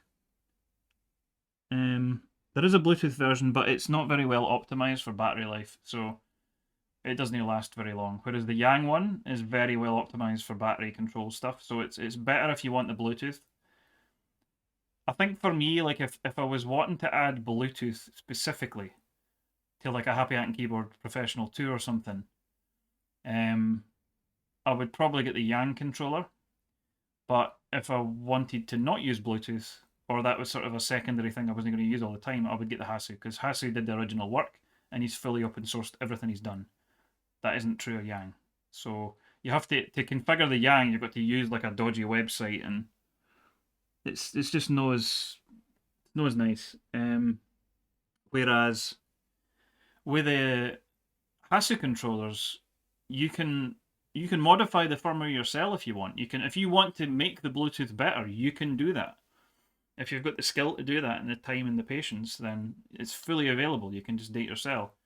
Whereas with Yang, it's no open source. So it used TMK as its basis, and then it went and changed stuff. So I don't like that as much. Also, none of these controllers work on these Happy Hat and keyboards. They only work on the first and second generation. So the well, actually, you just said that's Invec. So the original Happy Hat and Keyboard Professional, which is the first Topra one, and then the Pro 2, Professional 2, are the only ones that have the replacement controller boards. There's no yet been a replacement controller board, unless Cipulot, I think he's either making one or has made one, but there's not currently that I know of, and I feel like I would know if it existed. There isn't currently a replacement controller board for these. But what Cipulot's doing is a whole replacement PCB, not just the controller board, which will fit this and other 60% type layouts. I think he's doing one that will fit both, like the outline fits inside both the Pro 2 and this, so that you can just use the same PCB regardless of which version you've got, which is quite cool. But he initially did a Pro 2 one and a Pro 3. Well, let's see. Pro 3 is a thing that isn't really a term. Nobody actually uses that except sort of hobbyist people that use it as a shorthand. But there is no Professional 3 because it's called Hybrid, Hybrid Type S, or Classic. But and also there was a middle, sort of awkward middle child called the Happy Hat and Keyboard BT, as in Bluetooth. But that only worked for, oh, what's this? Let me see. Oh, aye. Alternative controller. When was that? Let me see.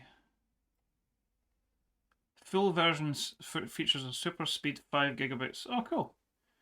The light version features a USB 2 hub. Yeah.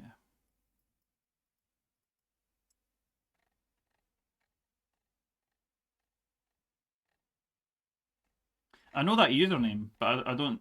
I've seen them in various Discords, I think, including the Topper one.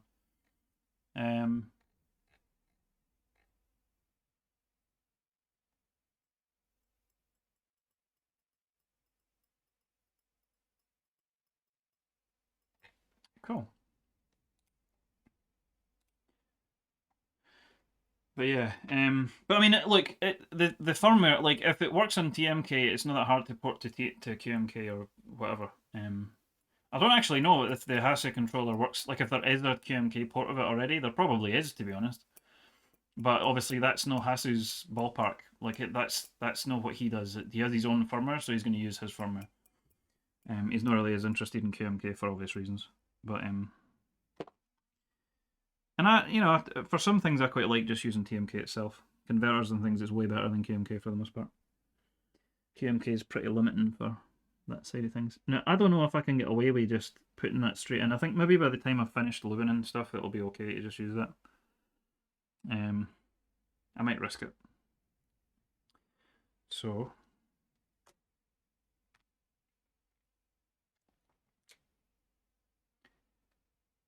they also sell them for $45 if you don't want to get it manufactured yourself. Yeah, that's roughly what Hasu charges. That's probably why. It's about $46, I think, for the standard one Hasu makes.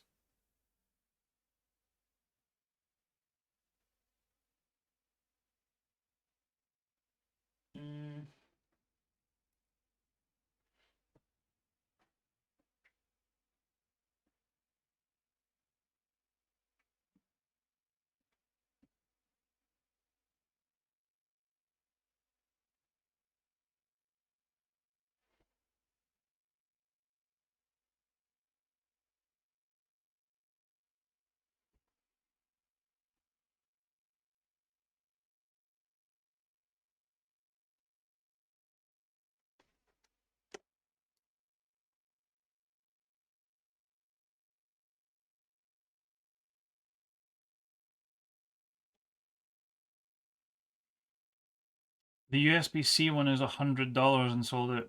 I think I remember him talking about this and saying that something he was using on the USB-C one, it might just be the connector, was like absurdly expensive to source for some reason or another.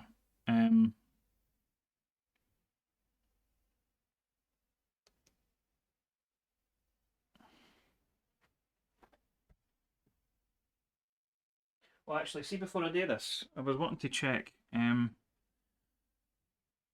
think it's that corner there, in fact. I think I need to trim an extra wee bit off this section because.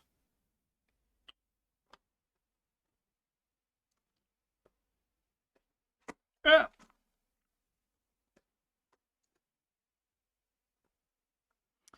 Because if I try and put a normal dome here, it's a bit tight. I think it's really just that wee corner though, so that's fine. And maybe a wee bit there. I might do that before I start reassembling all this, because fuck it, no, I'll do that later.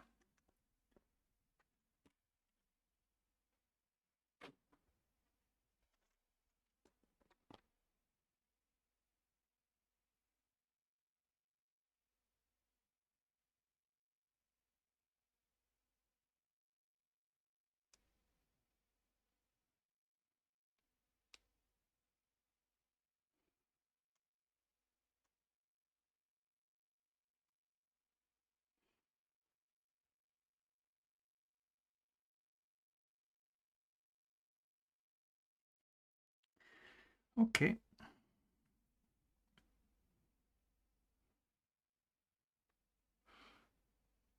Chat's just collectively lost its mind there, but that's fine.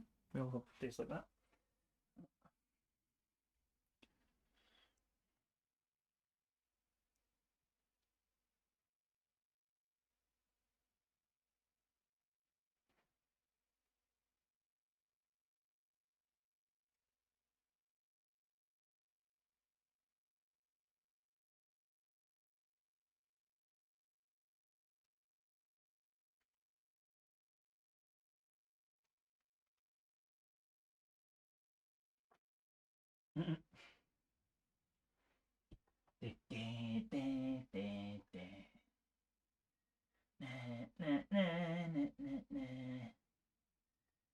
I'm just picking out the shittier domes, I think, so that I can.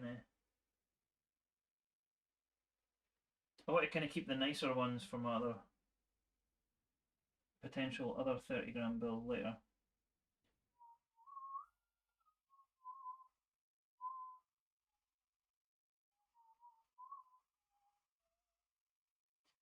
So those, that one.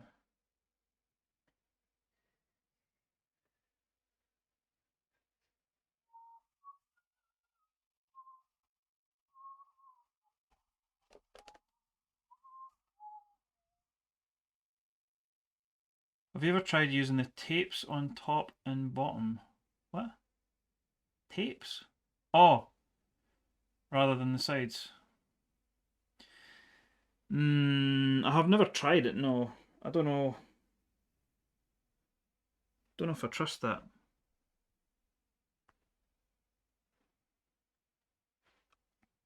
I mean, it sort of takes up more room in the desk, though, is the only thing.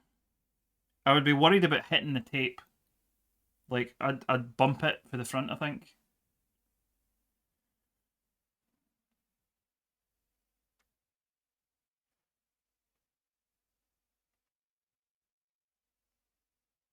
Because that's really no fun. See, when you're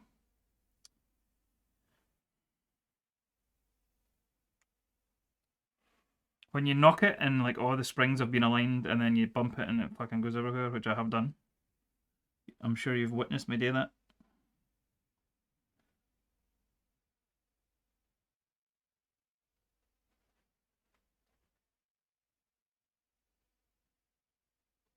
Oh fuck.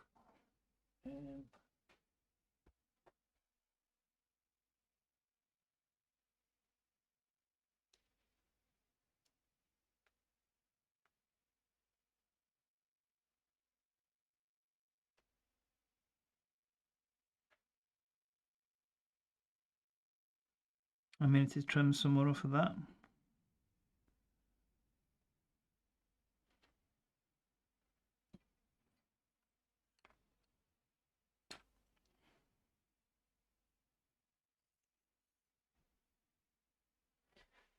It's a bit awkward when I've got this on the table because there's nowhere to like use the cutting mat.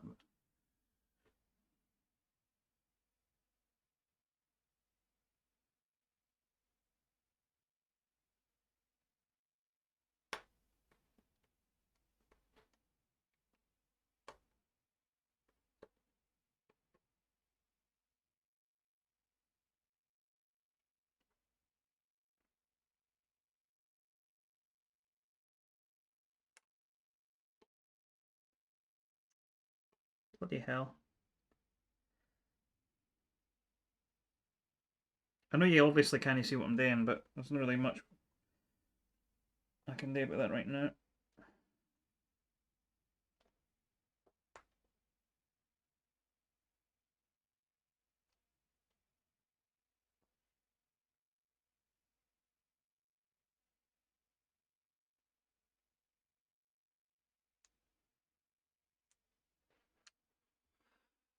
That went horribly.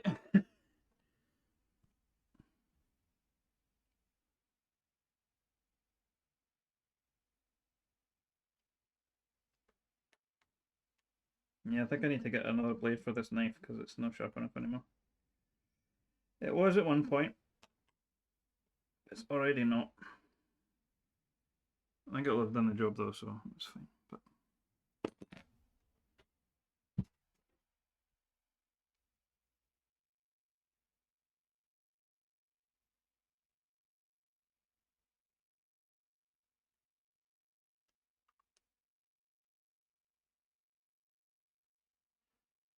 yeah, it worked. It's just a bit messy.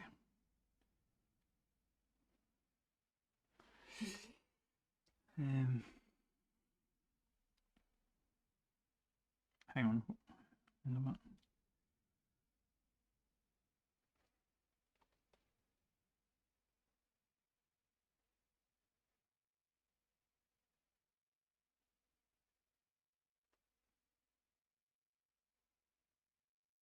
Should really put the acetone away as well.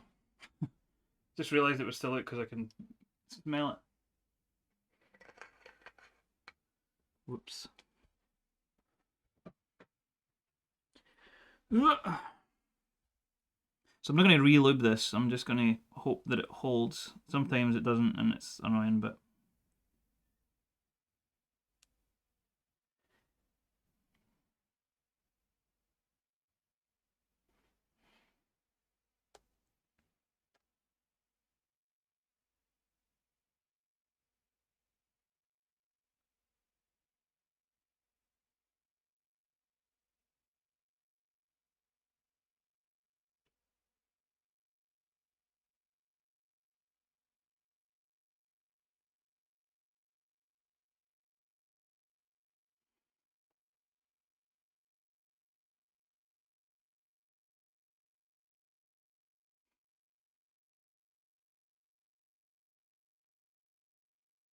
immediately misaligned the bottom one that I just put on. This is the problem with like retrofitting domes into these. They're no the right shape. You've got to trim them quite precisely. So, bit of a pain in the arse.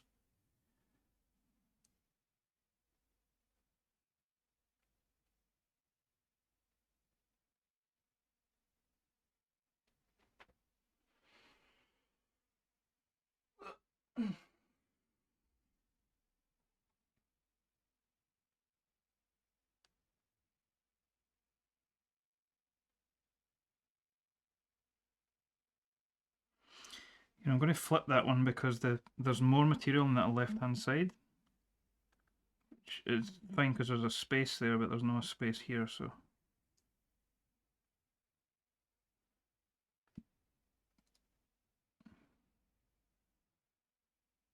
Better.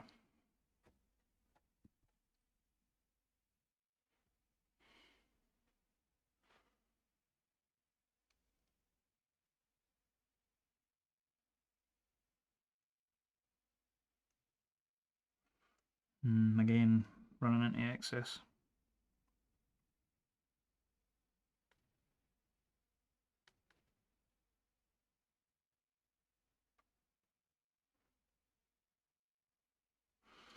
Actually, I think that will be okay, but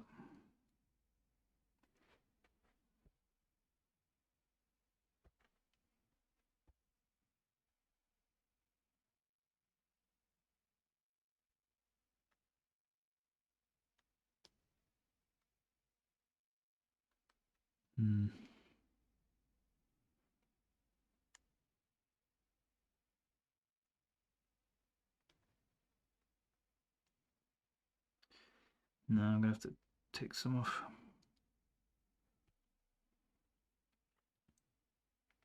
I need like a tiny.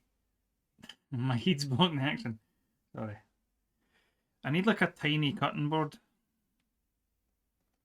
like craft cutting board, because I can't really cut on this.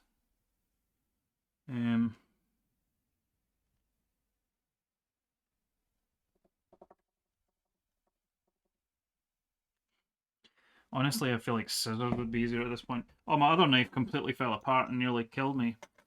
Yeah, I even have scissors. I don't know where I've put them. But I feel like trimming the edge off of that would be easier with scissors than with that knife.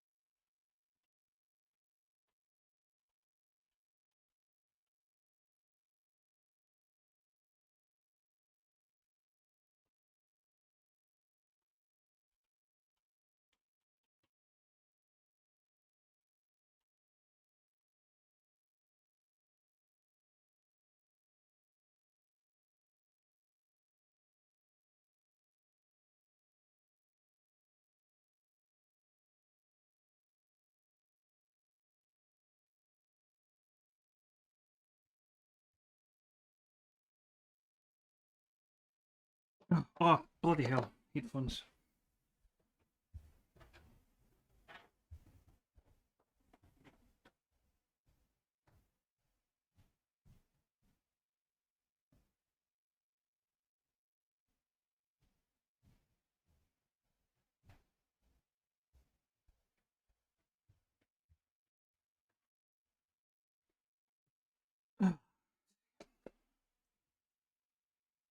Stone scissors, yeah. Is the music still playing? Am I just not hearing it? Or has it stopped?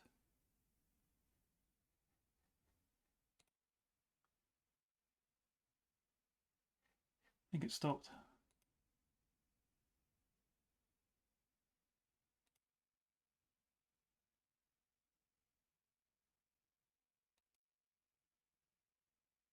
Oh, are you hearing the music? I think you are.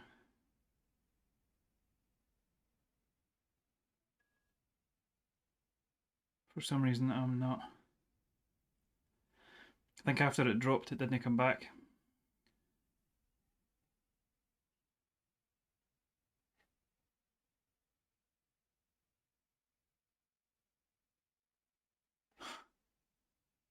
That's annoying. I think with the way I'm monitoring it, it would work fine if it was plugged in headphones, but if the Bluetooth drops, it's not coming back. Oh well. I guess I just don't get to hear the music for this stream.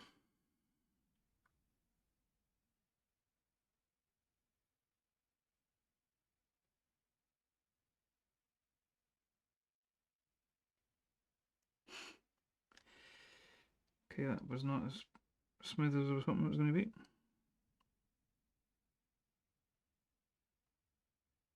That's what she said?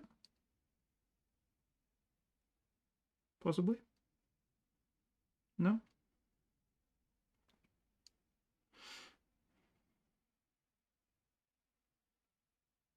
It's very quiet.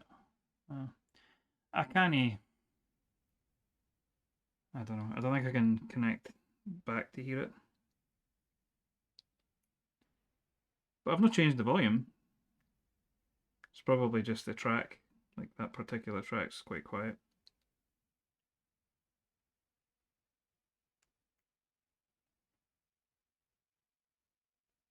These are old rusty minging scissors, but I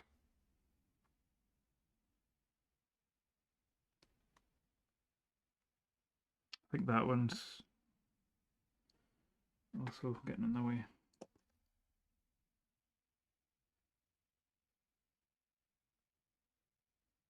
What's perfect?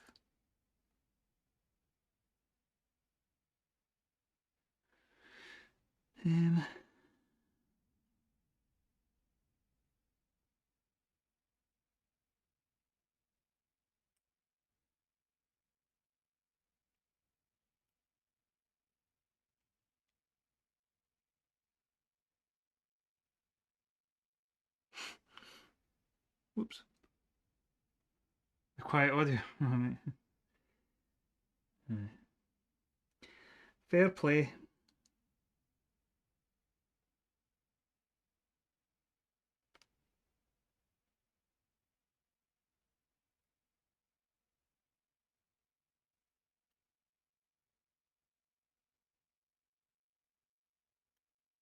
These scissors are struggling.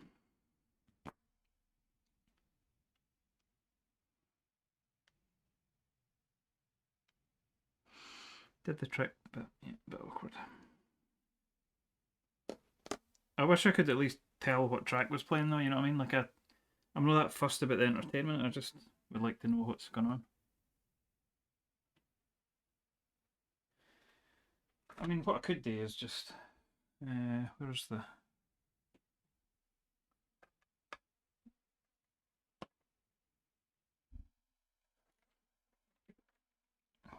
where's my cable now there? The fuck? Have I moved the... I think I must have moved the dial. I would normally have my other headphones plugged in over here, but I think when I was rejigging the desk, I've moved them out the way and... oh, they're in there. Alright.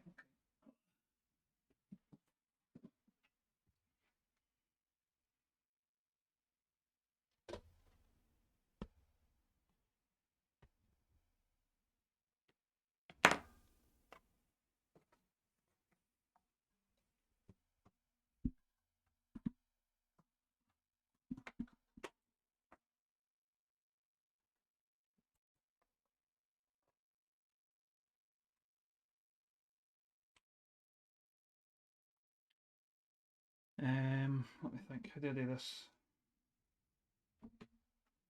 I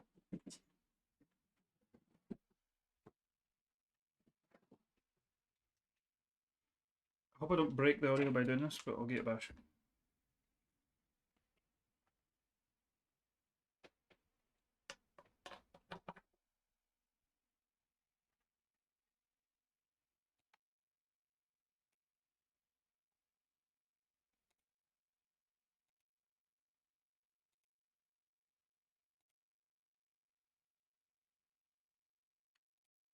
Oh, no, I think we're good.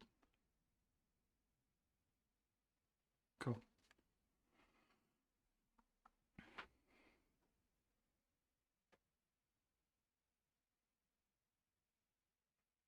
Is that the right hand side?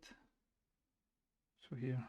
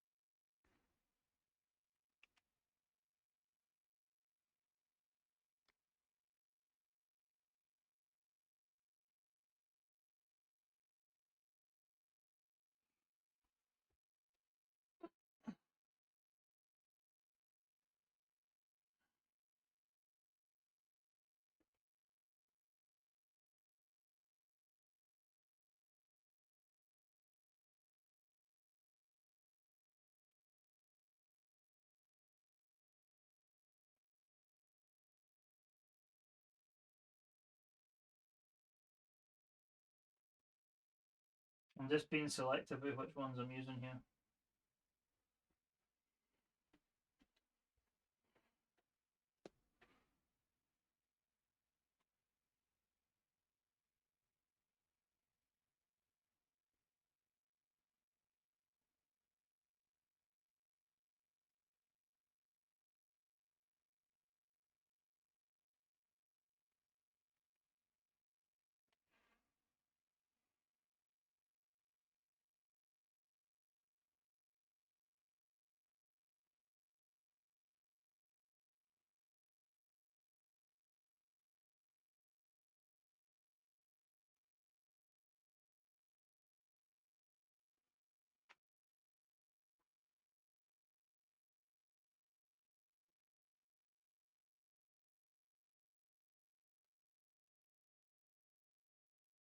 Okay, that definitely needs trimmed.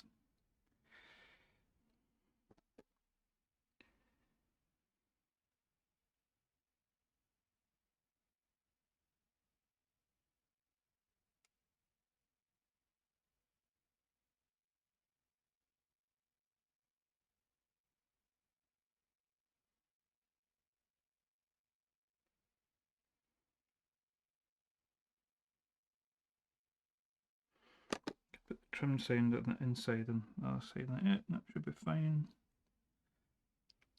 Oh wait, what?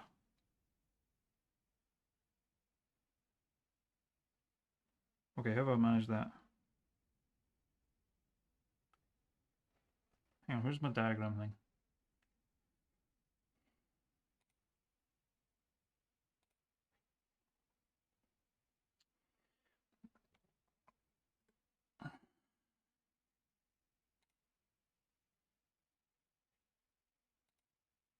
Heck.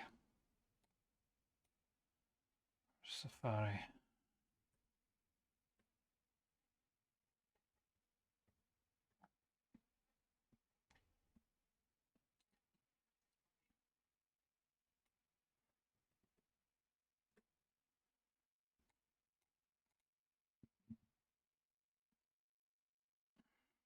Come on, sign in. There we go.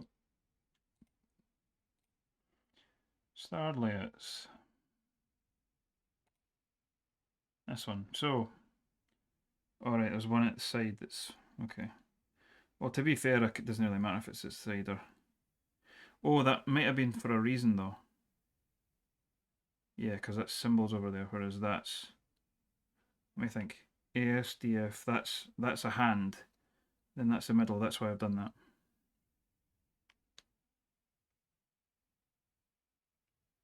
And then a single at the side. So I've used up all the sort of minging domes. Now the singles that are left are actually like proper cut singles, I think. Like factory cut singles.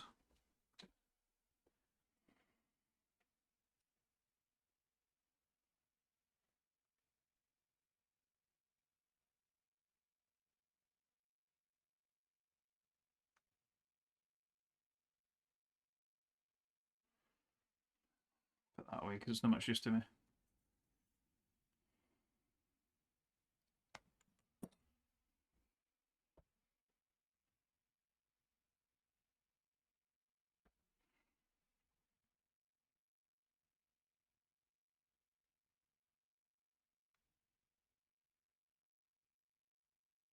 It's quite a bit trimmed,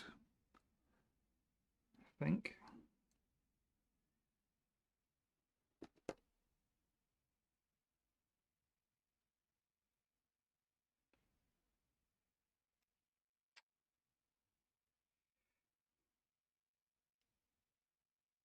Still looks like I've tried to cut it and it's not worked like before.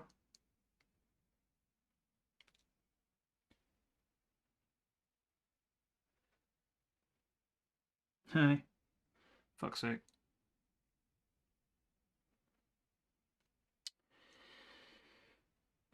It's a much more annoying because it's a long rather than just trimming off an edge. It's harder to trim than scissors.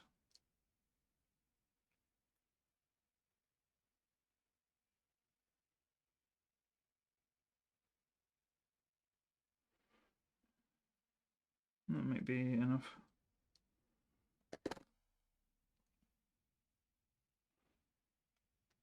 No. Let's see.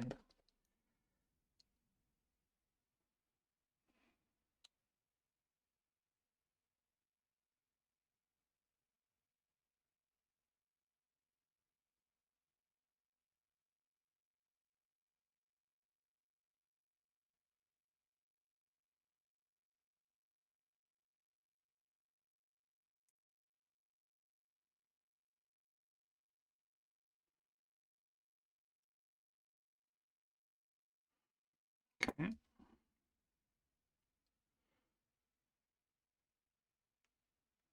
Not going to do the trick maybe.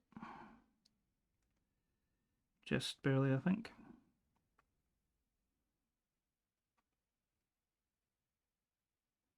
I didn't trust that. There's just a wee bit extra there.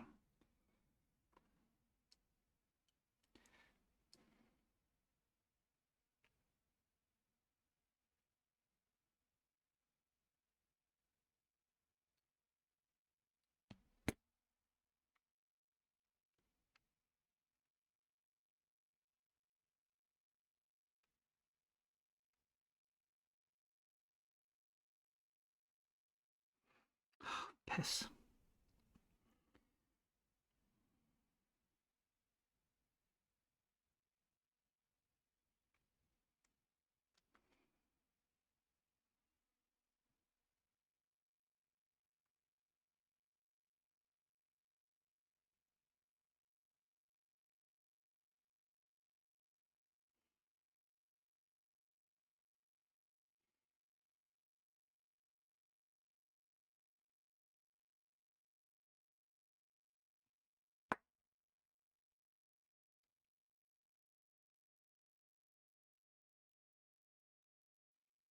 There. Basically, I want zero overlap between the domes so that it doesn't influence their positioning, so that I have more control. But it's a bit tricky because they're all going to. Well, that one might be okay because the top. We'll see.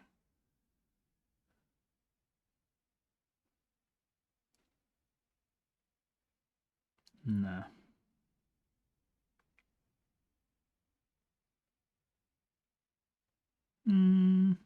Maybe.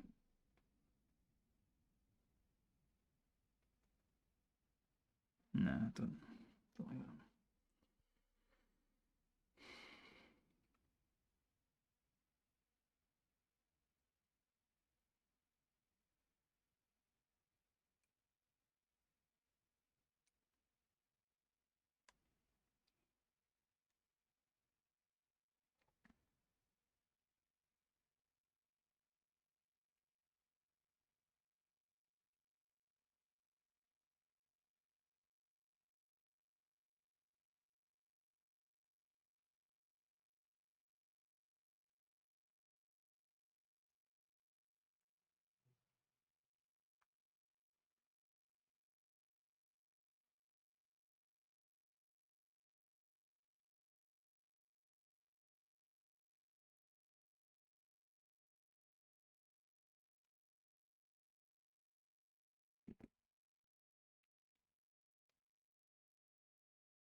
That's better.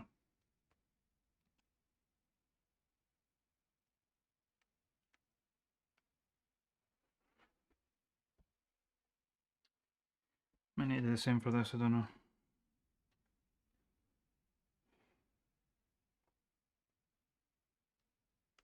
No, I'm fine.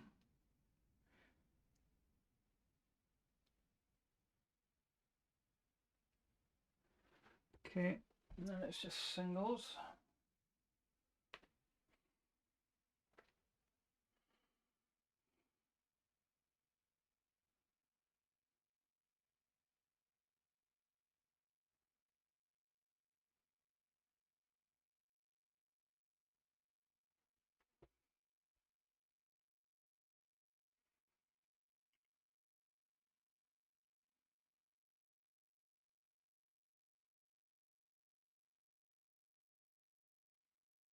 I'm just thinking, do I want?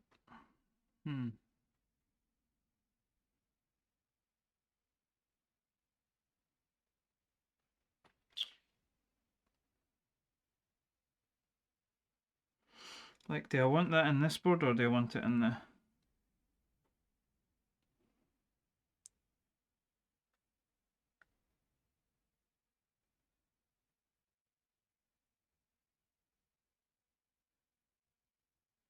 Could I use it in this one?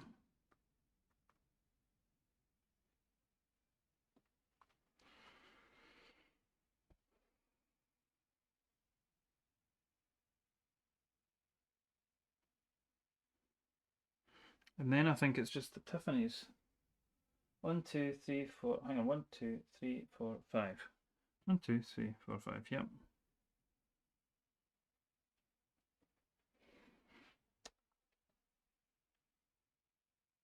Trade Splatter, how you doing?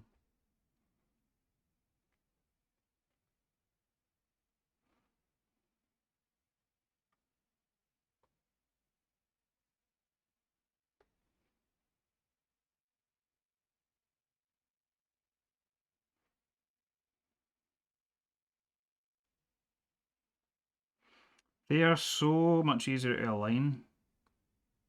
That's one thing I will say about the Deskies stuff. They're really easy to put into the right exact position. Compared to, and even the springs are easier to line up in them and stuff. Okay.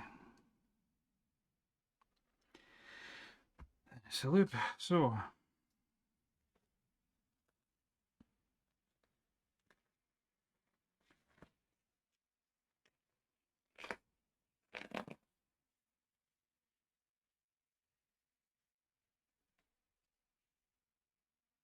Can we move that because it's just going to get in the way.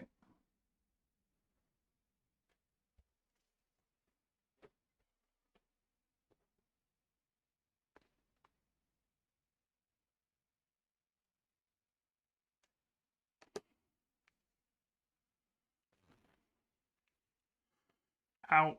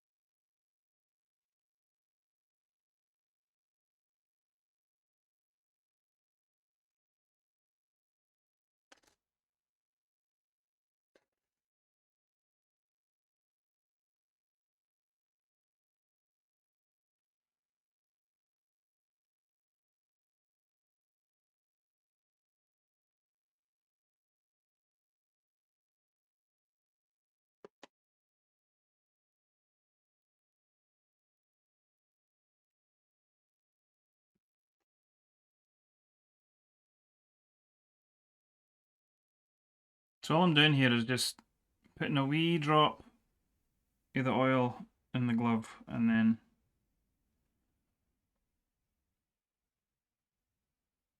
just rubbing it onto the spring.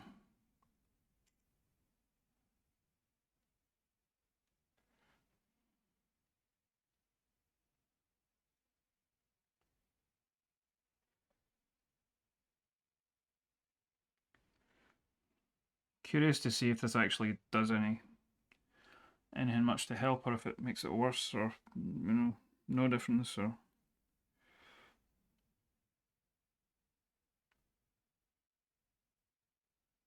think that was too much on it.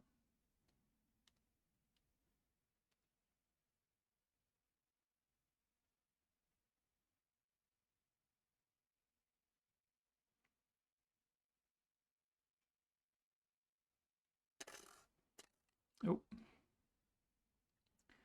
First one is deliberate, the second one not so much. It's the right springs. Oh my god! Jesus.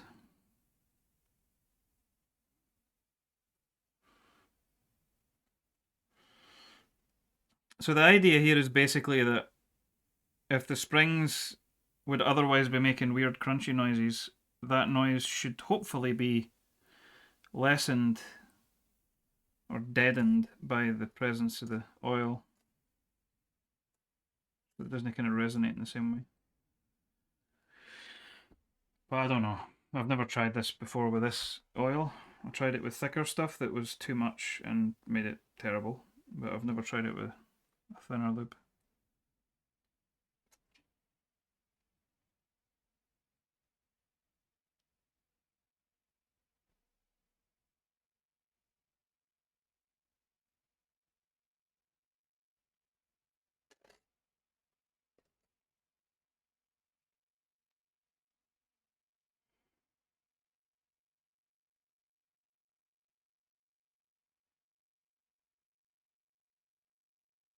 I feel like I've probably got too much on some of these, so I'll just take some of that back off.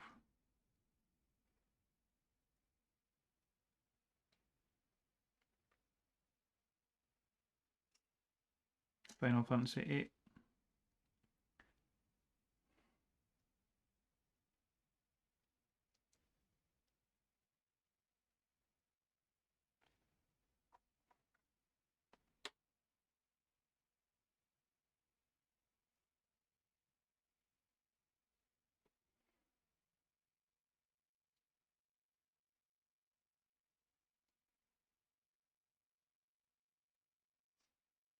Is the first one not way more lube than the later ones? Will be a wee bit, but I'm sort of rubbing it, so it's like sticking to the glove as well. But I'm just going back over because the first few I did I feel like are way too heavy, and later on they're a bit more evened out. So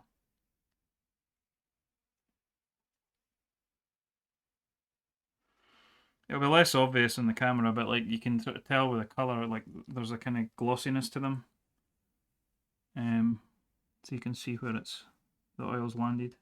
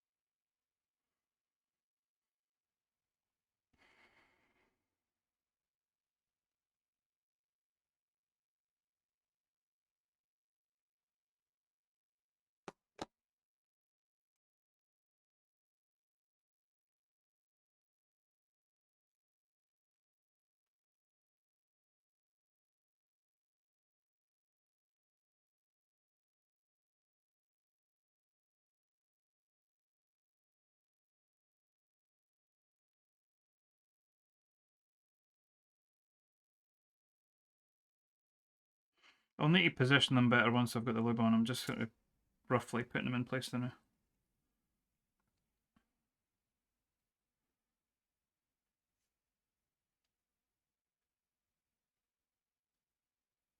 Oh, stuck in in between two coils in this ring.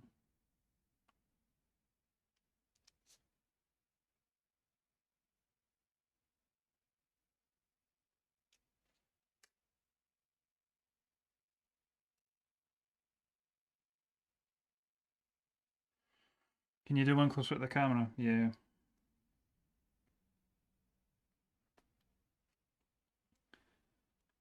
All I'm doing is just shoving it in on the tip of the glove and then pinching them like that. And then if there's an excess, rubbing it off on the other side of that. Like a glove that, a finger that doesn't have as much lube on it basically. And then they kind of go shiny. You can see the light hitting it unevenly because there's like globs of tiny wee bits of liquid.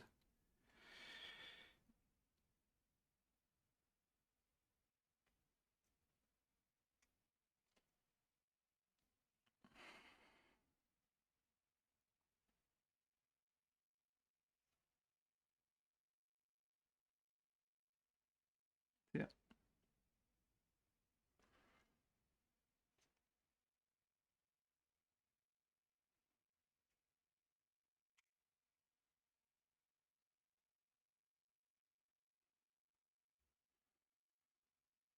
Whereas with it, I'll show you one in a minute. I'll do this first and then.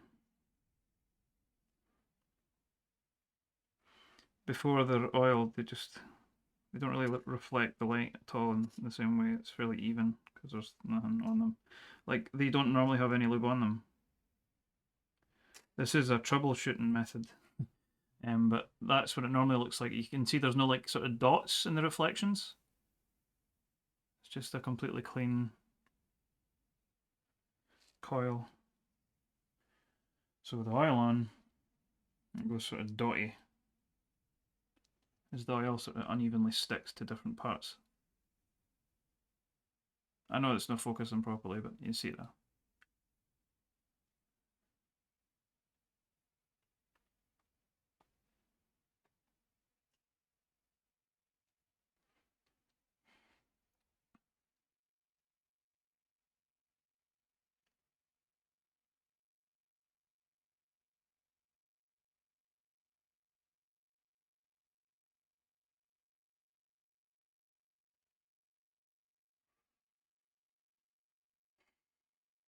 This doesn't really look that different from when I did it with 107, which is making me nervous because when I did it with 107, this is 105. But when I did it with the 107, it was definitely not good. It was impeding function because, like I was explaining last night, double tapped keys were often only registering as one long press. What was that?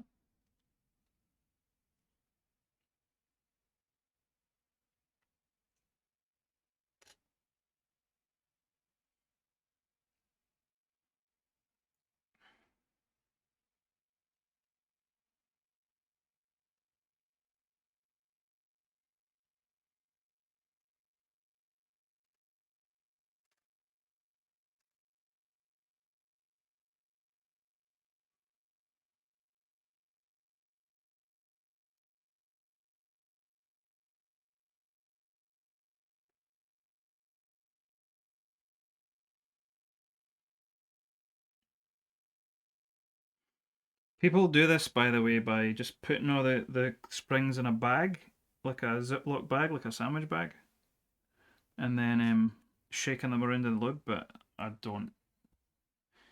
really don't want to untangle them again at the end, so.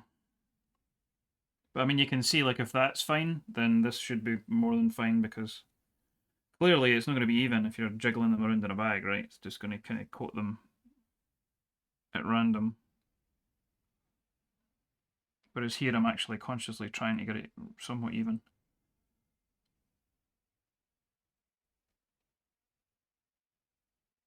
Just making sure that's not too stuck together. But yeah.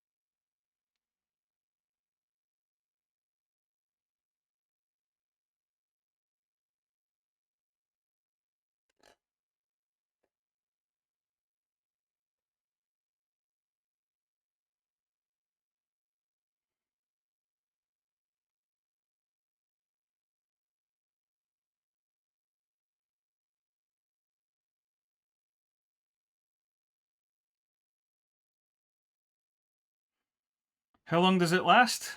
Fuck knows, because I've never done this. I've never used this particular lube for this, so it might not work at all. It might not do the thing I'm trying to achieve, or it might work perfectly. It might last a year, it might last 3 years, it might last 2 months. I really don't know. It's an oil rather than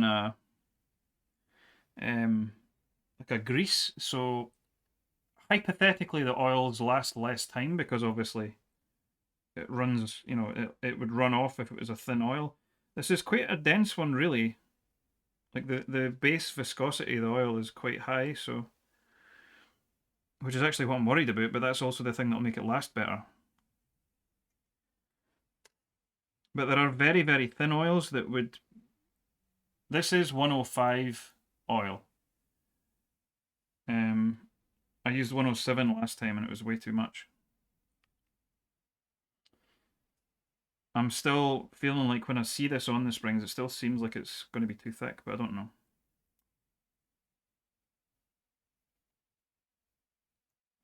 I've not had to re-lube MX springs, lube with PTFE oils.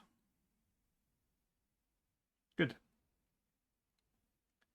And I mean, like, it's as long as it's sticking to the metal,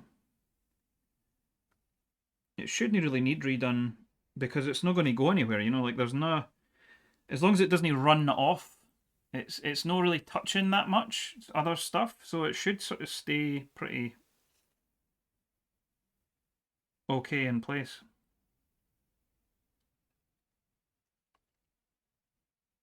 But we'll see. I mean, this might be horrible. I don't know.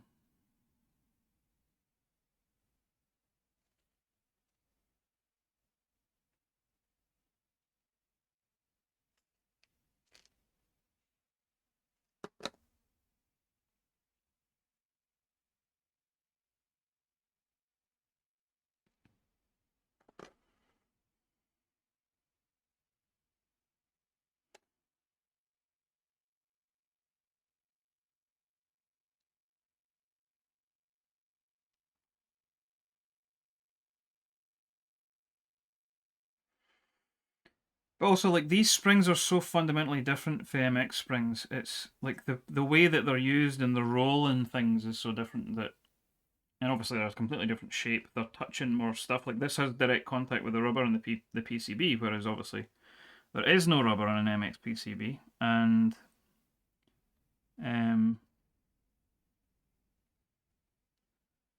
the springs in an MX switch are inside the housing, so they don't touch the PCB either. They just touch other parts inside the switch. Basically, just the housing and the slider or the stem, whatever. Whereas here there actually is a reasonable amount of contact. Can't quite tell if that's one or two. I think that's just one.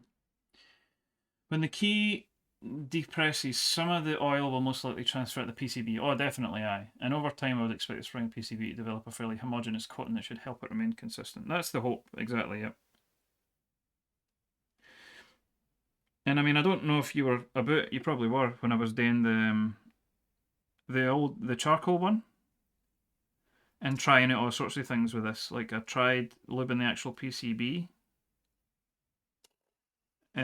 which others do with great success. Could not make it work. It was just awful. It was causing that like failure to to actuate double presses thing.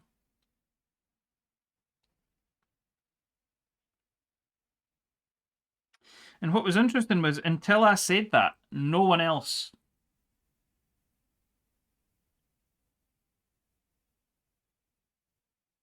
Aye. Well, this stuff is apparently fine with rubber domes. However, what's it called? What's the stuff that sometimes people use on stabilizers? Superlube. That wrecks rubber domes. So, but this stuff's apparently fine. So.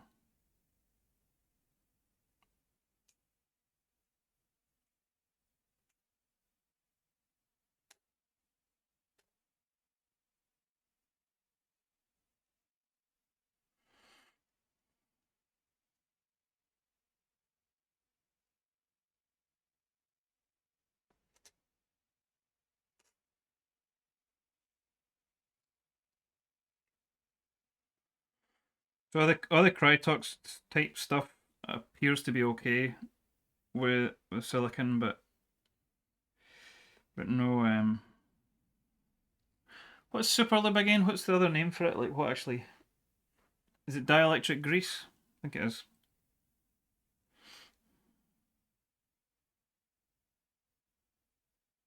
I think I need more on that. Is it dielectric grease I'm thinking of? That's Superlib.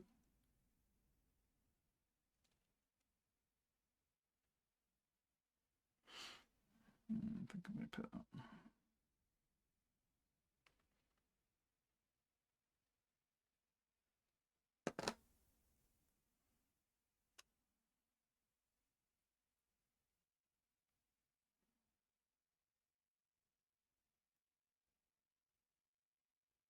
So that's just a catch-all term then? Is that what you're saying?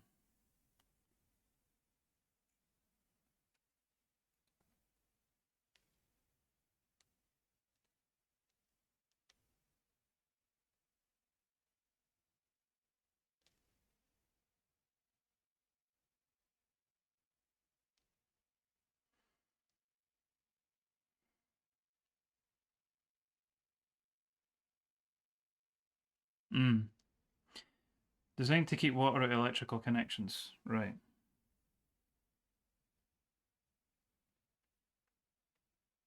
fact, I'll put that.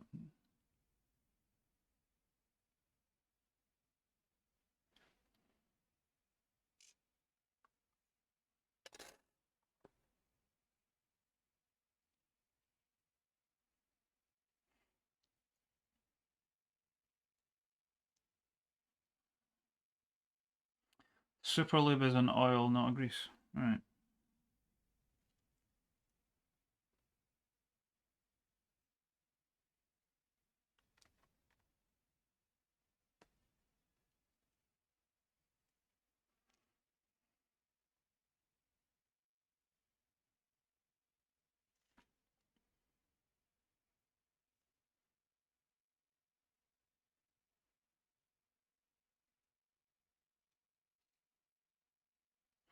My hope is basically that...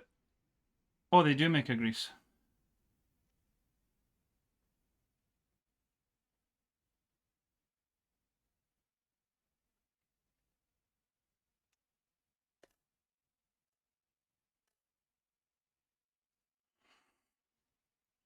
But the thing people use on switches is an oil, and it's also PTFE.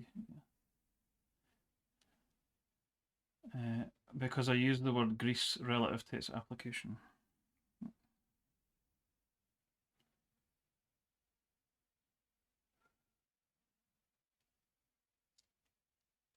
It would be weird if the hit musical was called Oil. Oil is the word. There's a song by a band that I quite like. A guy called Mike Patton, who I'm utterly convinced is a total dick. Like, he seems quite an arrogant guy. But I really like almost everything he's ever done. He's a guy. He used to be in Faith No More in like the 90s. But he had a band called, well, still has, I suppose, but they didn't really record anymore. But a band called Mr. Bungle, and they had a song called Travolta that they were told they should rename because they would get sued by John Travolta because it's about John Travolta, and it's a not very flattering thing about how slimy, weird kind of guy he is. And they renamed it to quote unquote. However, there's still a bit in the song where it's like spooky whispers of Grease is the word. It's fucking brilliant. But it's not about John Travolta anymore, so it's fine, even though it clearly is. It's the same lyrics. They didn't change anything, they just changed the title.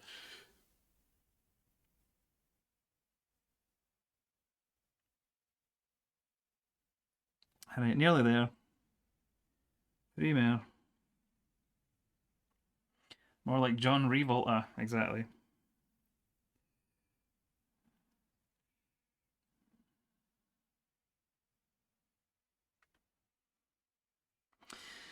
The springs, they sit funny in the deskies domes, but they actually make their own domes, their own springs now, which I've shown on a previous stream. They have two forms. They have ones that are mimicking these, which I feel like they're just not quite as good as these. And then they have what they call volcano springs.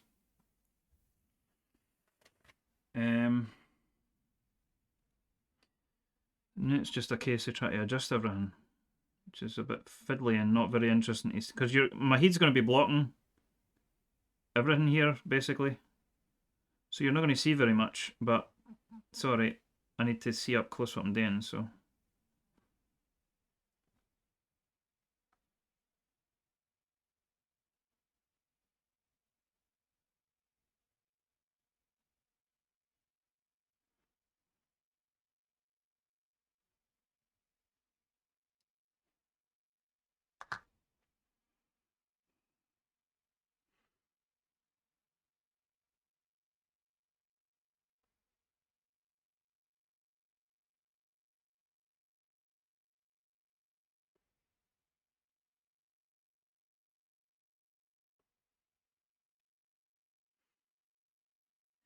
This is going to be very, very boring to watch, but it's incredibly important that I get it right, because this will totally fuck the whole thing if I get it wrong, so... And I've wrecked this keyboard enough as it is. I don't know what to... I would really love for this to be a successful attempt. So we'll see. This is, by the way, partially why I've kept the other domes for doing another one later, because this is the one that's going to be annoying. It's easier to line up the domes if they're all one sheet, obviously, because you can do it in a winner. But this one's going to be a bit more of a pain in the arse. And if this one isn't perfect, it's already not perfect anyway by the fact, like, because it's broken. There's nothing I can do to fully repair it, so... I think I'm going to try and do the domes first and then go back and do the springs. But anyway, sorry, so...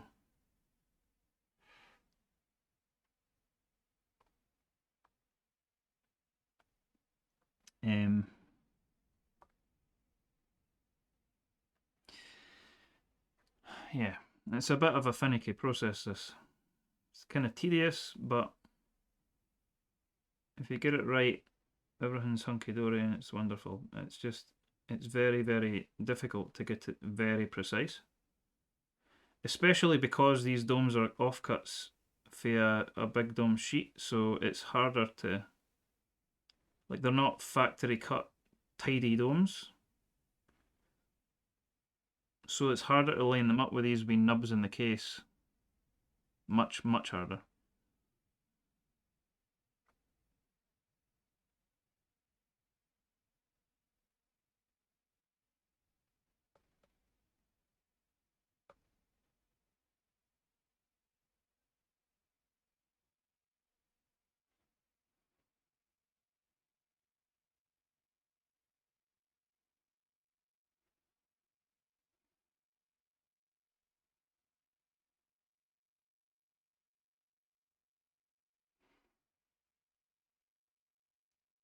This is why I was really nervous about trimming, like over trimming. I think this is basically what's caused this. I think I've learned for this that it's probably better to over trim than to under trim these, because if they're under trimmed, right, I think the domes are, well, that one's clearly not, but apart from that,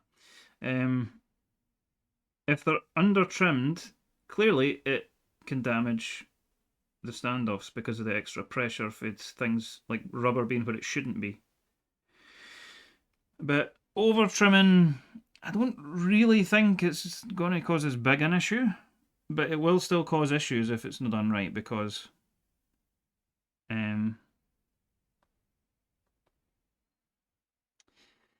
if there is too little material in places where the material is what's helping to pin the dome into place, the spring rather, into place, then that's obviously going to have an impact, because it's going to move around more.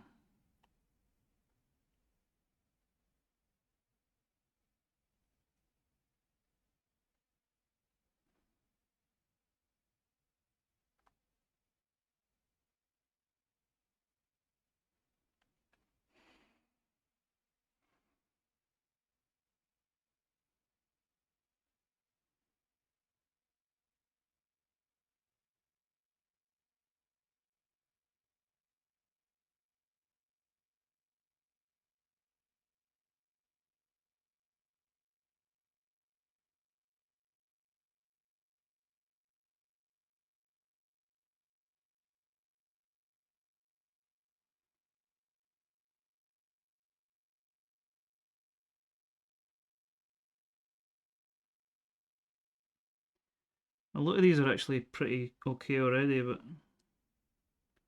not all of them obviously. May actually be because the top part is like lubed, so it's sort of sticking in place. We'll see if that's going to be a problem or like a help or a hindrance.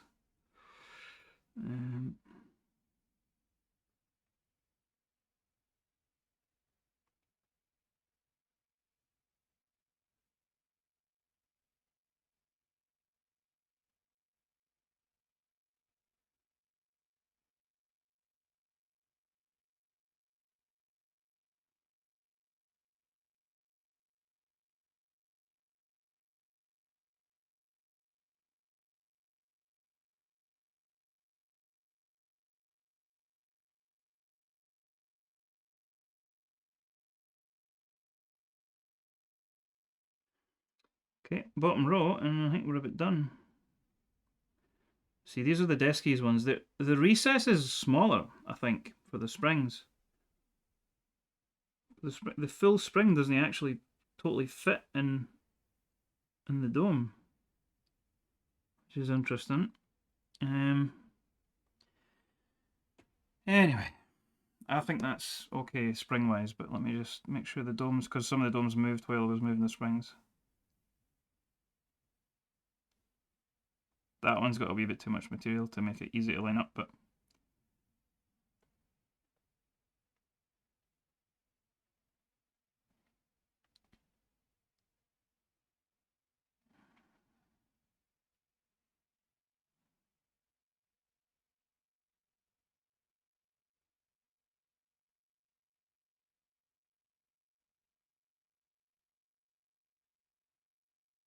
okay.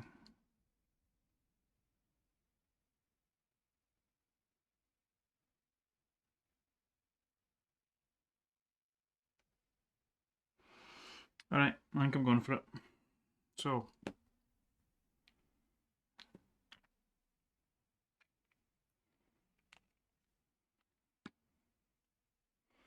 PCB over here.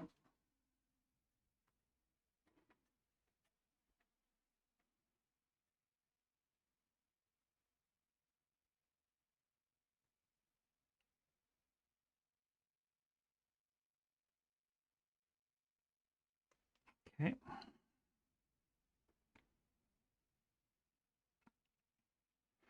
And I think I'm going to do that standoff last.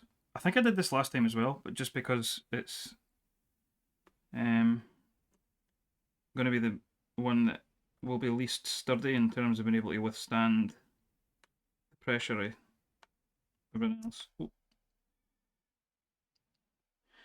I'm going to do this fairly gently to start with, and I can always tighten them later, but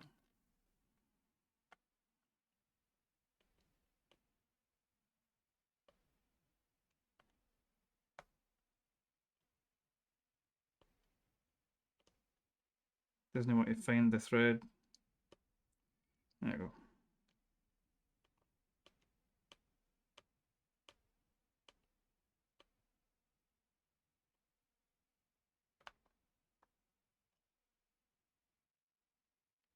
A gentle screw, yes, indeed.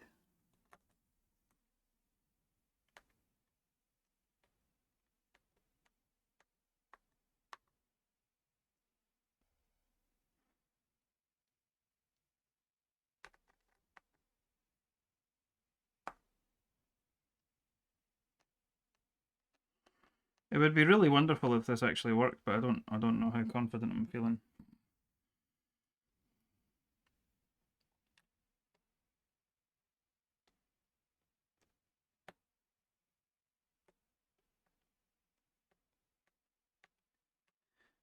Because acetone went into the threaded part of the screw hole on that side, it's probably going to be a nightmare. Like, I'm probably just going to have to drive the screw in and hope for the best, because I can't, like, what am I trying to say? I can't find the thread because the top part will have been melted by acetone, so... like, I might, like, even if that repair has worked, and this is probably what happened the first time as well, even if the acetone melt did work in adhering it back together, I could push it back apart by rethreading the hole, basically. So it's not a very reliable repair, to be honest.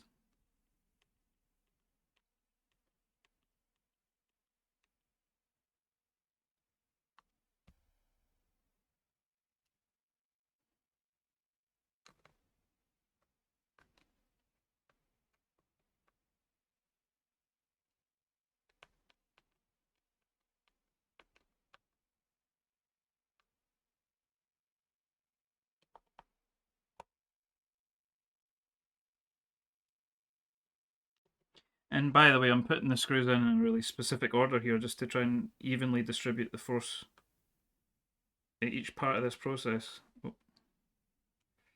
So that there's no look in it. No. There we go.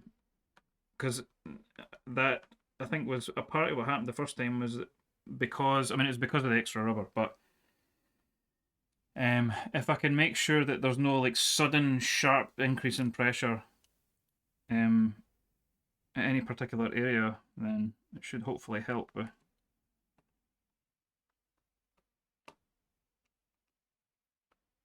Like if it's more of a gradual thing. So I'm sort of putting screws in, spacing them out, and then doing them symmetrically, and then kind of working my way in.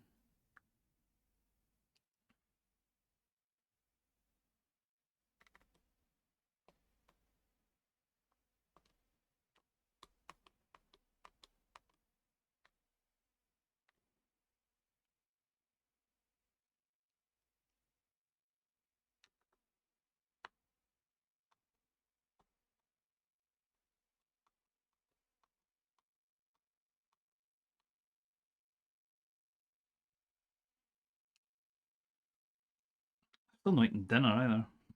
Let's see. Or really anything the day.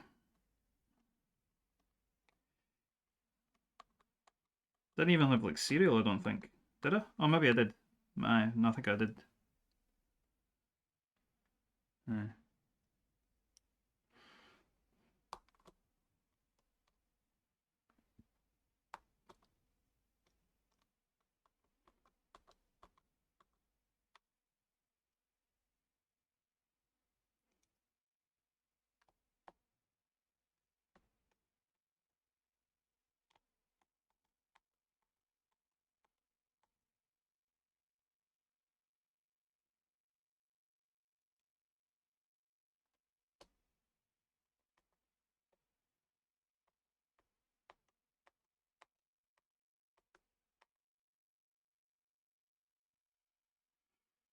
Okay, only two left, and it's a two-side one. So let's do the left-hand side, which is, I think, okay.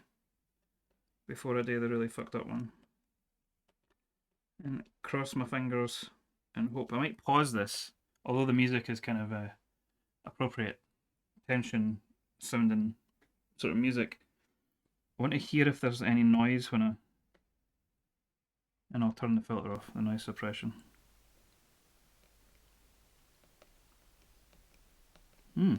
Maybe I did find the thread.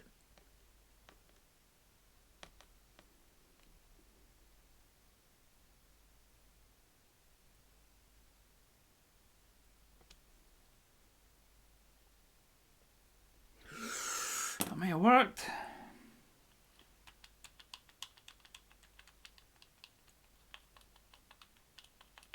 Oh, I think that worked. I mean, at least sound-wise. I don't know if it's fucked up the actuations. Oh, see if that's fucking done it. I'll be really happy. Because this is really nice to use. Like, the domes are lovely. And I might not know straight away. Like, I might not know on this stream if I've done it or not. Because it's not that obvious that it happens every single time, you know? Like, if I double tap a key, it might work 100 times.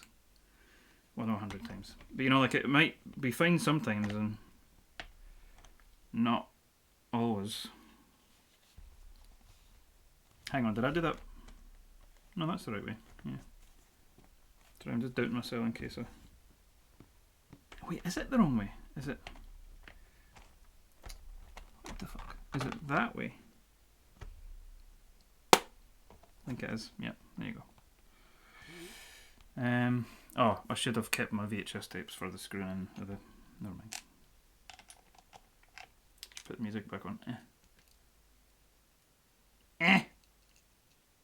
But it's got rid of the noise, so...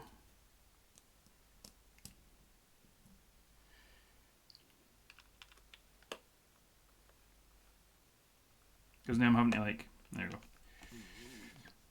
I can't put it face down to screw it in.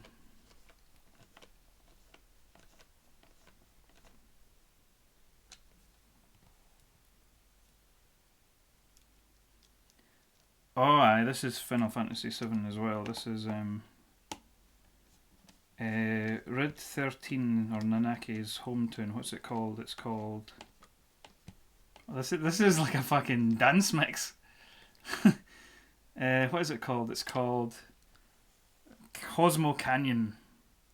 And it's clearly meant to be like... is it Nevada? Where's the big fucking... Oh, this is where my cultural ignorance shows. The Grand Canyon. There we go. The Grand Canyon.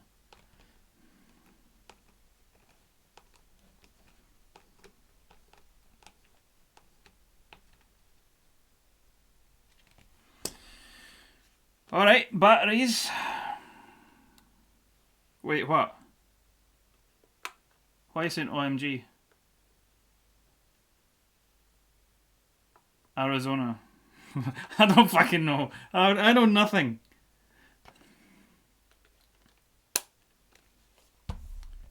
Okay, so, see if this has worked. I will be a happy boy. Because I really like this keyboard, and I was so sad when I wrecked it. As much as I'm enjoying this hilarious dance mix, I need to hear this, so... Well, actually, let me get set up first with... Ooh! I think... even with the music playing, it sounds... Okay. Chill out, just in case, because I will be disappointed if I get overexcited. Monkey type.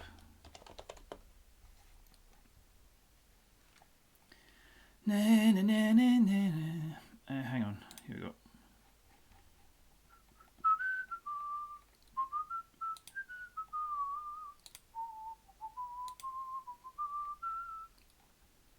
Right.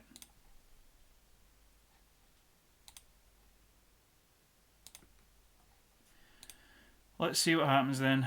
Shut this. Right. See how this sounds. Noise suppression's off. I'm going to bring the mic closer. See if there's any... I'll take these off as well so that I can properly hear what I'm saying. That, by the way, is why I have the Bluetooth headphones that don't cover my ears, so that I can hear the environment better when I'm typing and stuff. But let's see.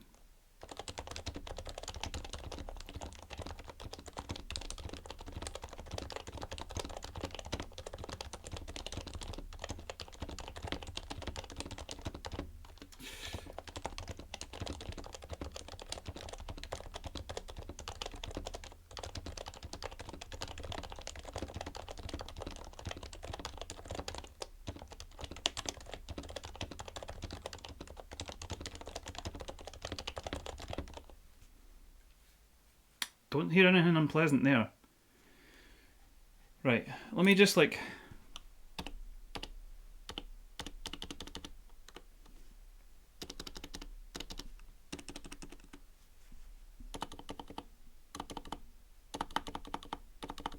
Right, the problem keys are fine now, so that's good. That's a really good sign, because that was the area that was totally fucked.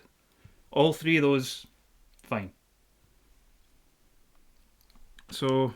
I think what I maybe need to do though is like test double presses somehow. So let me think. What's the fucking text editor again on Mac OS called? Can I just like, what's that window called? Window capture, where are we?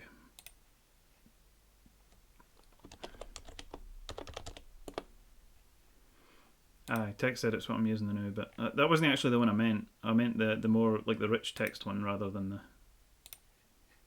But aye, whatever. Right, so I'll hide monkey type again. Oh, it doesn't matter actually. No, it's also not the thing I meant, but I don't know. Okay. I think I've got away with this. See if this has worked. I'm going to be really happy because I was so fucked off. Right, so.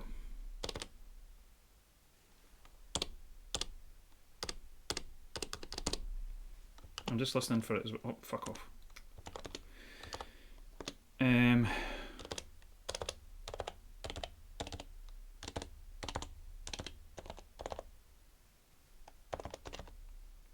So far, so good.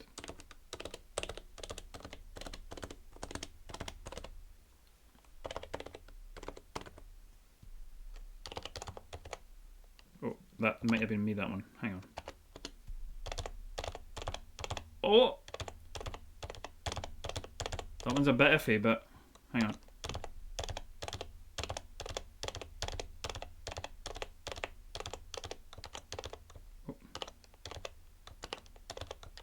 Oh, this is Dane macOS shit.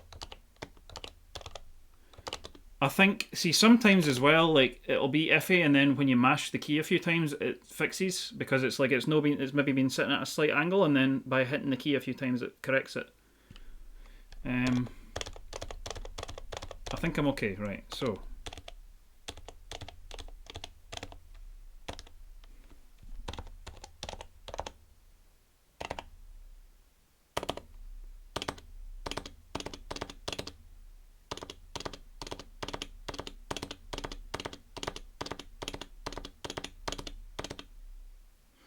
Right.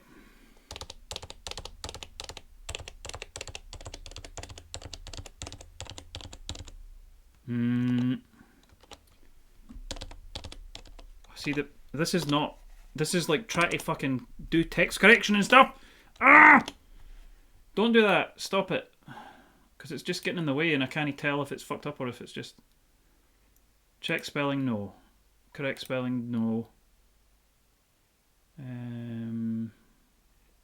That might do. Right.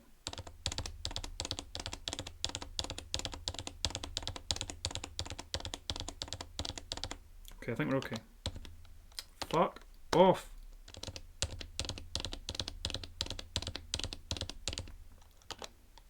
See.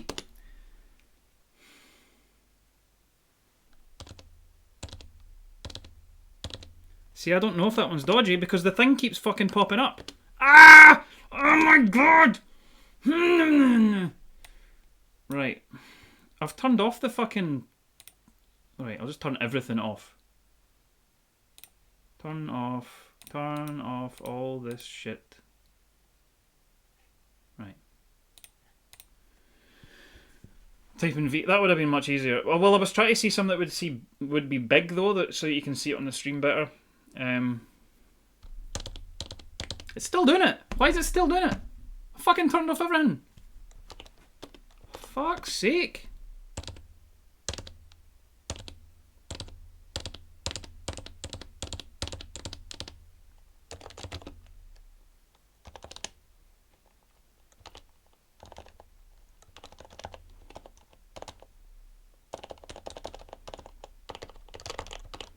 Okay. Oh.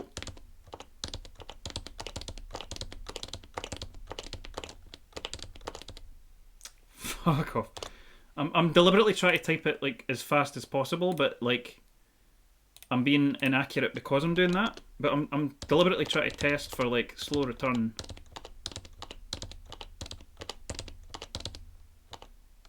Right.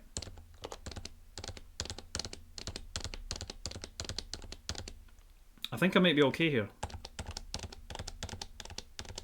I mean, I'm not going to be double tapping comma anyway. Why does it matter if it auto caps the first letter? Because it seems to be interrupting the double tap of the key because it's doing something, which is obfuscating whether there is an issue or not. I need to very clearly see if the double taps are 100% counting or not.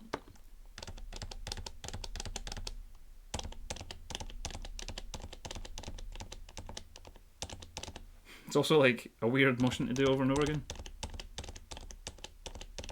I think I'm okay.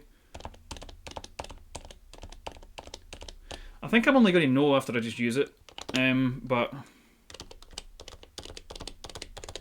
so far, looks okay.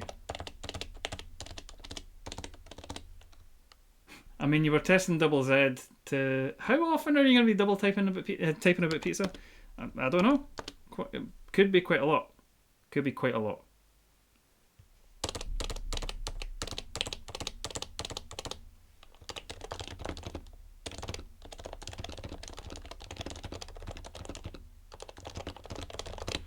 I think that might have done the trick.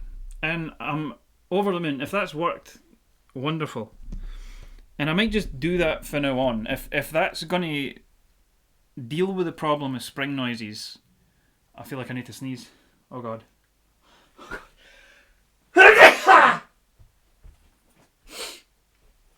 I tried to do that as far away from the mic as possible. Oh my god.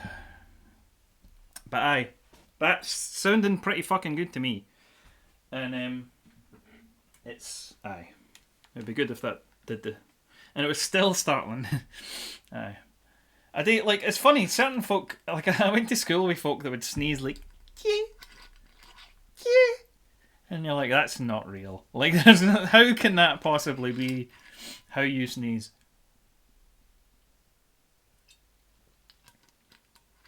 Oh. And when I sneeze, I sound like I'm being murdered.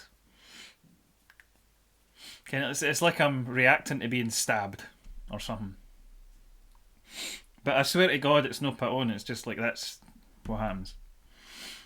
Okay, well,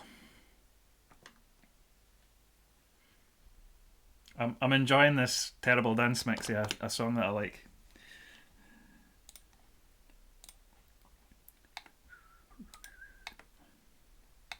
Why is that not opening another tab? What the fuck? Why is that? Why is middle click not working? What the fuck? What? Fuck is happening? Well, the middle click works, so why is it not working on the Monkey Type website? Does the Monkey Type website have like a broken fucking... Oh my god. Look at this. I can't even middle click the fucking thing to open it on a new tab. Control click? Oh, that's Mac, of course. Never mind. Right, whatever. Well, that was terrible. Hang on. I've got like the keys all dirty if he's sitting on the desk as well.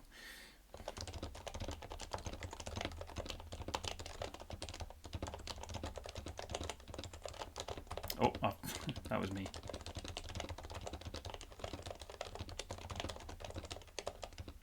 This has gone really badly. The text, oh aye, sorry. Thanks. Where the fuck is it? Oh, there it is.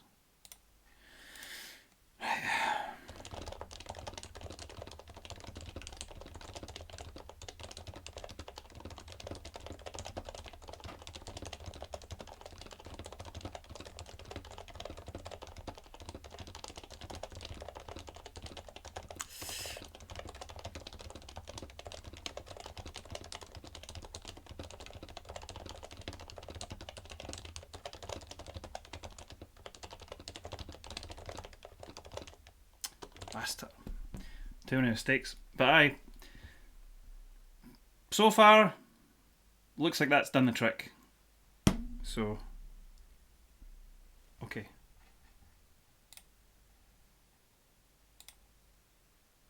Anytime there's lyrics or vocals in these like daft video game tracks, immediately, right, I think I'm going to finally do the thing. Remember I said earlier, I need to delete songs that annoy me. I'm deleting it.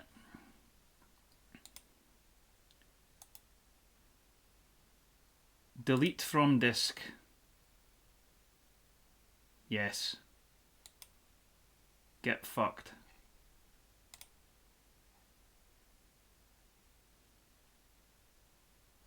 Okay, so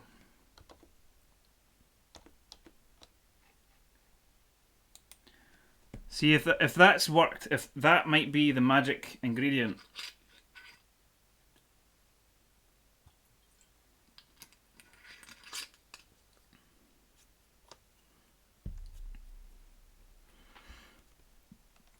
I'm honestly seriously considering putting these 30-gram domes like the other set into my other, like my first Happy Hacking keyboard. Especially if I've got some confidence that that lube on the springs is making a difference to the spring noise, because then I'll just do that all the time. Because lubing the PCB clearly does not do the trick for me. And heavier oil is not a good idea. So, but I mean, if that works, excellent. Is this Gail's theme? Wait, is it Gail's theme? Hang on. No, it's no. Is it the menu theme? What fucking one is this? I can't remember. Right. It's nearly 10 o'clock at night. Holy fuck. Actually, yeah. Before I forget, because I need to trim the excess off of those other domes. And I do not want to forget and wreck another keyboard, so let me do that while it's still in my mind. And then I need to get something to eat and stuff.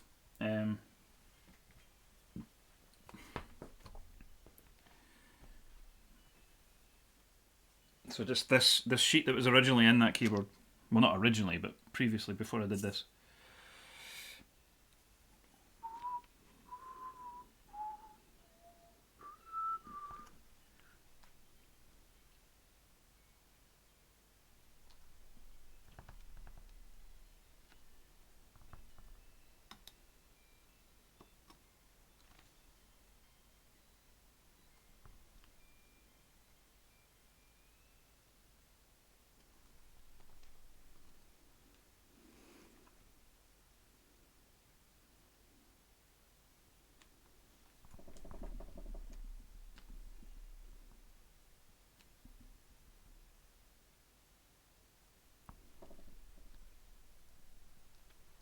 I really need to get another blade for this.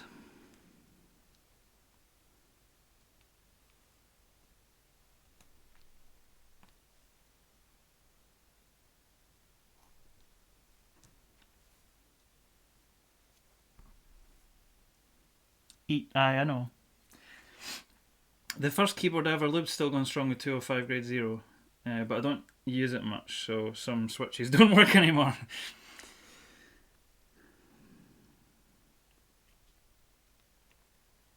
It's a very lenient definition of still going strong.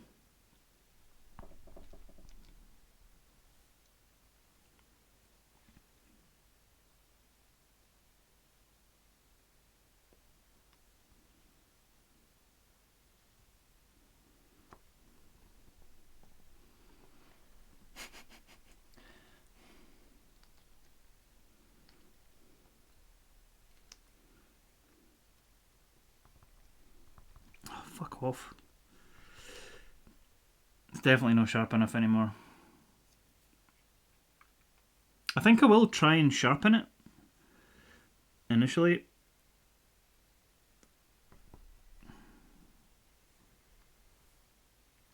Probably not too good. I'm storing it in an upright position somewhere warm. Yeah, I mean, not really ideal conditions then, I would think.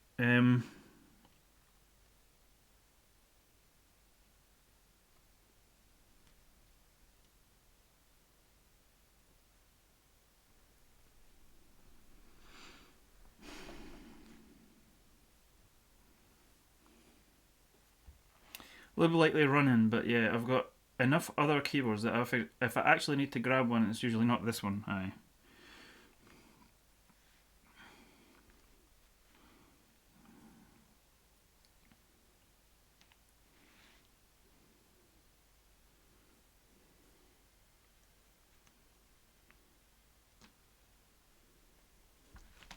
I'm just trying to see here where the housings end, basically. So where the pressure would be on the domes, because I don't want to take away material that would normally be underneath the housing. I want that bit to still be sitting firm. Otherwise it can affect the feel of a switch if it's kind of sitting funny.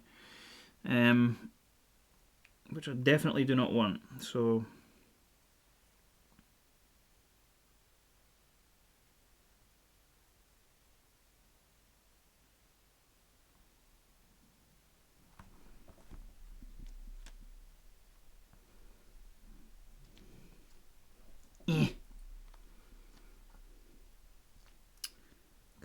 on, you bastard. There you go. It's like the tip of the knife is sharper than the bit further up.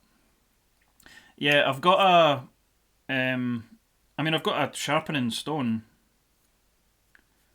that I'll probably try, because it's one of the interesting features of this. It's based on a Japanese like craft knife that's only sharpened on one side, so I don't really need to touch that side. I just need to go up that bit at the right angle.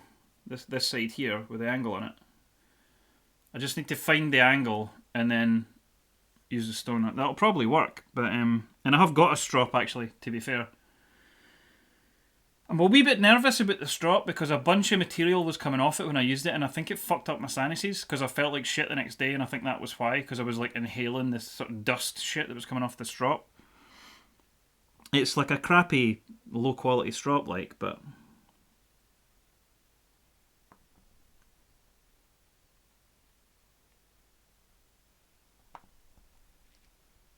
I mean, the blades in this are designed to be disposable, like they're not meant to be sharpened really, so.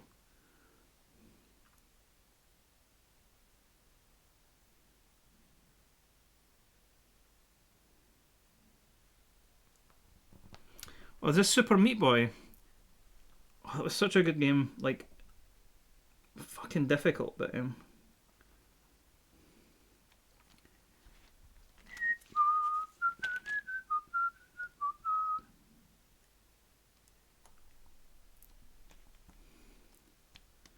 okay. I'm just trimming away the edge bits that don't really help and might hinder.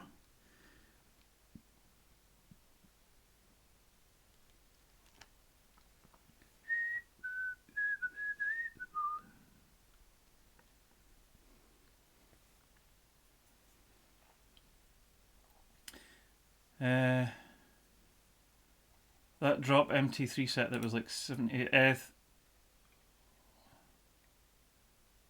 Huh? Oh, you mean this one?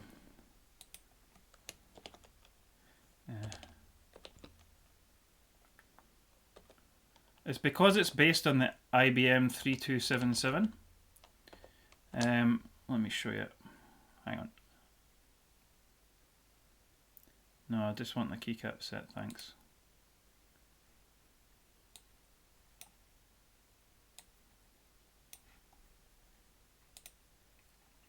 Right, IBM 3277. Okay, so here's the keycap set. Let me find photo. Lavender. Oh, like GMK lavender. Jeez.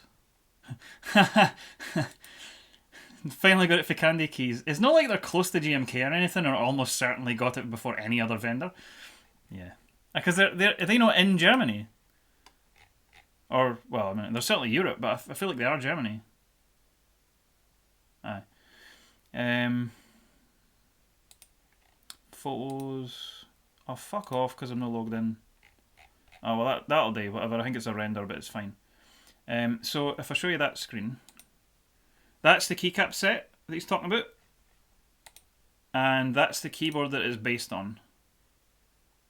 So that's why it's called 3277.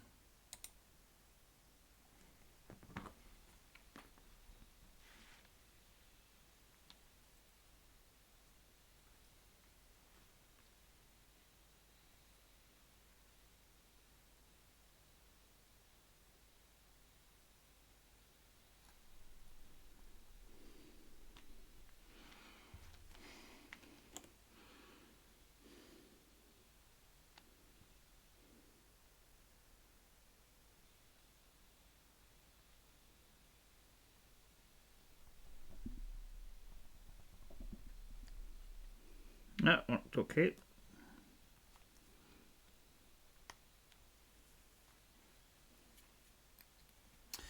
It is, that's the ones that were on sale, yeah. They're a nice keycap set, I've got them in the cupboard. They're nice. They're not that accurate to. Sorry, I looked behind me as if my beam spring was behind me, but it's through there. It's not quite the right grey in my opinion. It's not far off, but it's not the most accurate either.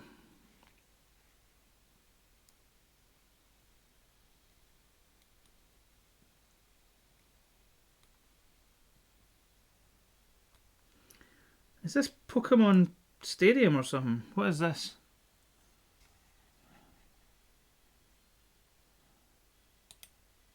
Kirby Superstar, oh aye.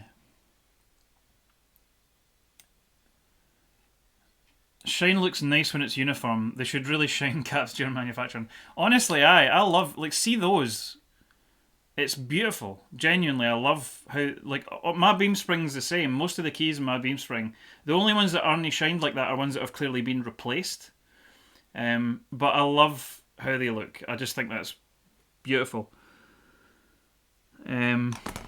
However, when it's not uniform and it's all like really uneven and weird, I really strongly dislike this.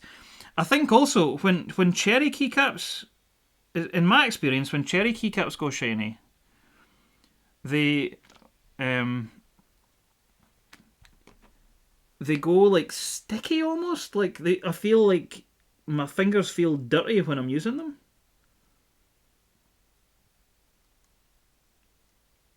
And I don't know why that is. I don't know what it is about like their ABS blend or whatever. SE keycaps. SE is lovely when it's shiny. It's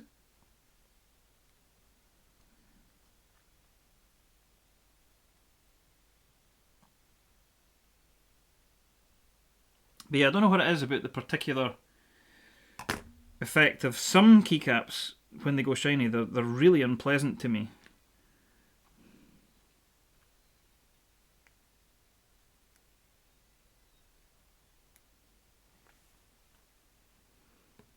Okay.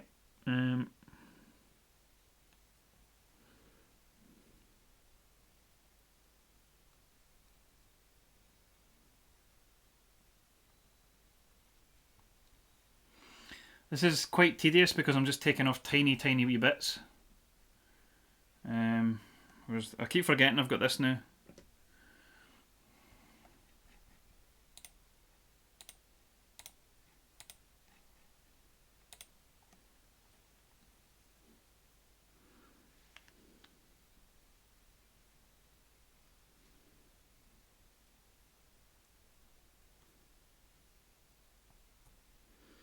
So in Topra, the Topra land side of things, the next thing I need to do is I need to, and I might not even do this on stream, I don't know, but I need to adjust the cutouts on my 23, like my numpad plate, then order the plate for the numpad in the full size. Also, unrelated to Topra, typing score's still on screen. I know, it doesn't really matter, it's not really doing any harm. But I need to order the plates for that, and for Tetromino, that's what I was about to say, sorry. Because Tetromino, I think the plate's ready to go. I just need to actually order it. Decide where I'm, like, what material to order and stuff. Because I'm not really sure. I like the idea of doing it in wood, but I'm not convinced wood is going to be a precise enough cut material. Well, not wood in general, but like plywood. It has to be really thin, so it has to basically be plywood, but then plywood is not a very uniform material, so it doesn't cut as precisely. Which might be, I feel like was part of why it was screwed up.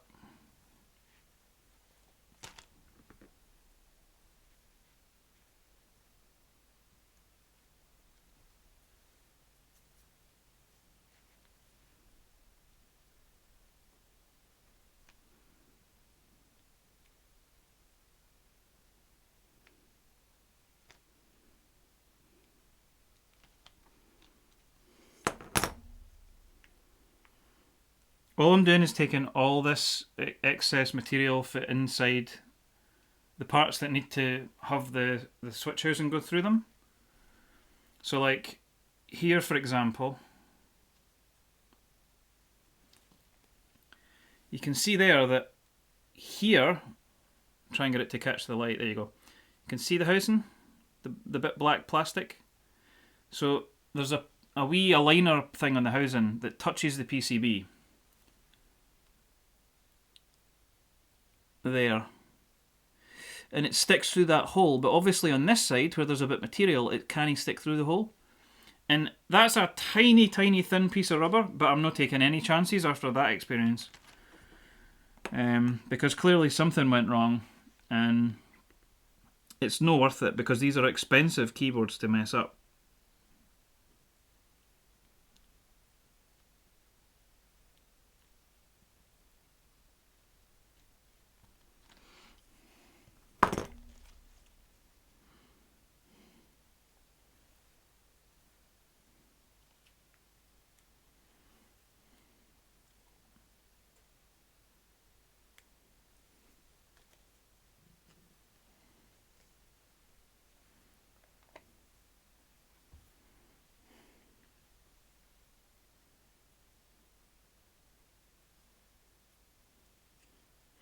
I'm almost tempted to just like tear.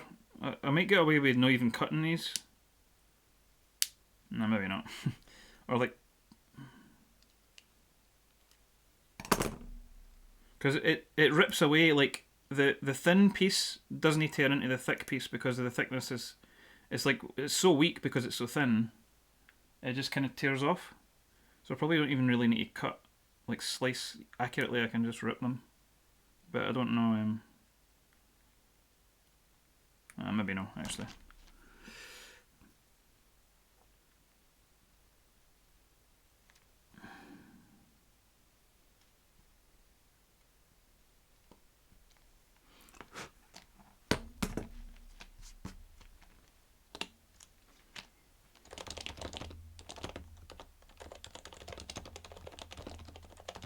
I think that might have done the trick, and I'm going to be over the moon if that's it, like finally fixed. Because I kind of thought that like I totally destroyed that keyboard, and it was just never going to work the same. But it would appear that's perhaps enough.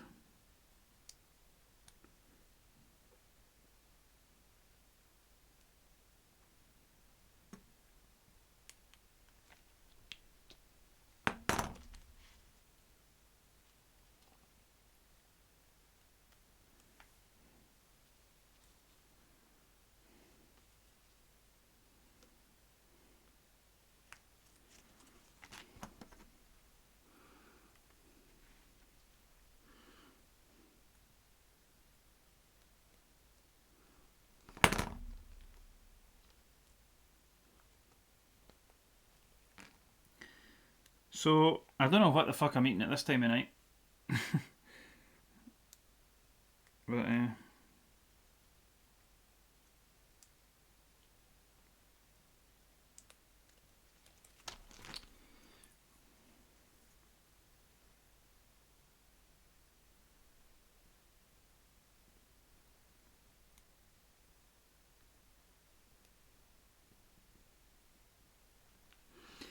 what I might do, because there's still, well, actually, it's only 3. 1, 2, 3. Oh no, 4, 5, 6.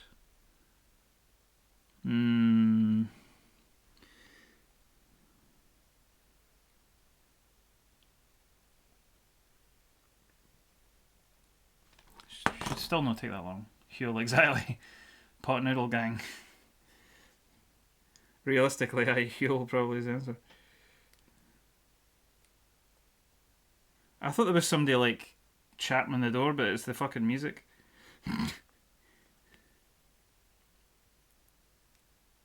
Twat. Wee tiny scraggly bits no coming off. It's really annoying. There you go. Oh, that's... hang on.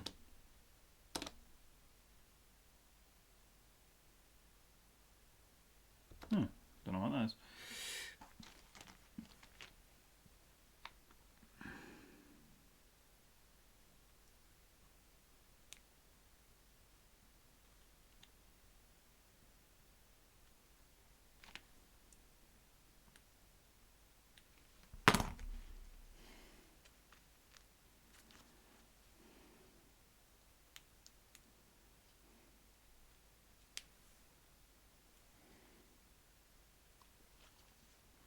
I actually don't think I've got any like pot noodle type stuff left.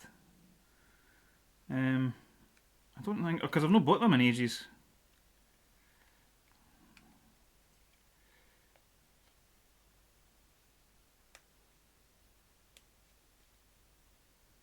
Is this another delete one, or can we handle the weird? It's not that bad so far. Make it worse.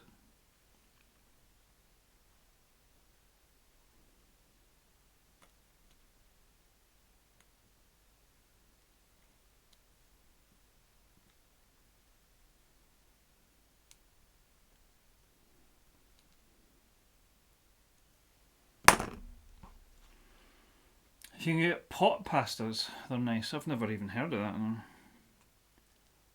No. Broccoli cheese flavour and a bit of extra cheese makes it very nice. Cool. I used to get there's what are they called? They're like really cheap noodles, like a packet, like kind of like super noodles, but not as shit as super noodles. They're Chinese or Japanese. I can't remember. I think they're Chinese. But they have. There's one that's what's it called again? When it's like a prawn, like obscenely spicy prawn thing. Like it's made it. Oh, the name's going out my head. But they make one of them, and it's lethal, but it's actually really nice. And it's like 50p or something. You know what I mean? Like I think they used to do them in like Poundland or somewhere like that. And it was like something like 2 for £1.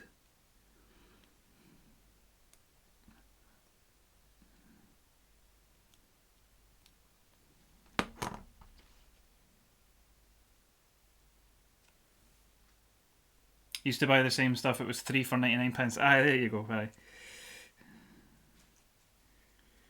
Right, that looks okay.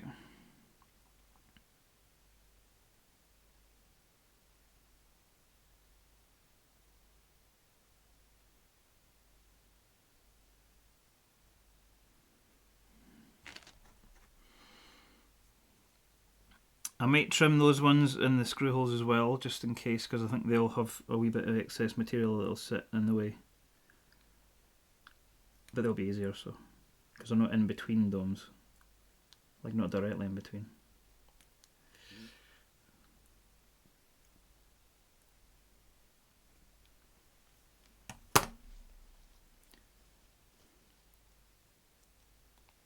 What is that? What is that thing called? It's like it's a thing. It's like.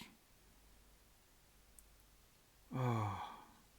It's a really, really spicy prawn thing. Kind of like you get hoisin duck. It's like that. It's like a thing. It's a name, but it means a really specific thing. Oh, hang on. Tom. Oh, fuck, what is it? It's like Tom Yum or something. I can't mind.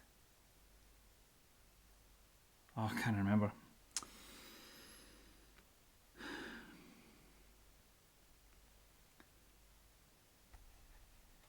It's Thai chicken curry. No. Oh well, is that what Tom Yum is?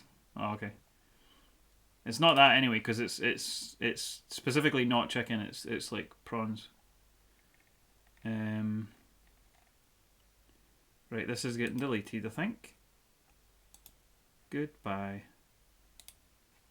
Hold on. Stop. Delete from disk. Goodbye. That was called Biblioteca, by the way, which just makes me think Community. Randy Ocean, hello. I fixed it, I think. That keyboard, the 30-gram customized happy acting keyboard, it looks like I've actually corrected my mistake, so.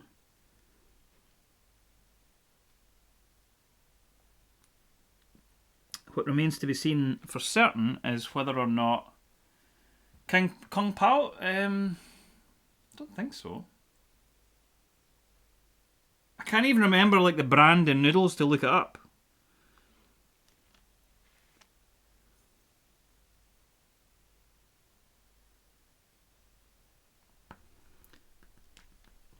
Why is it obsessed with giving me stupid fucking...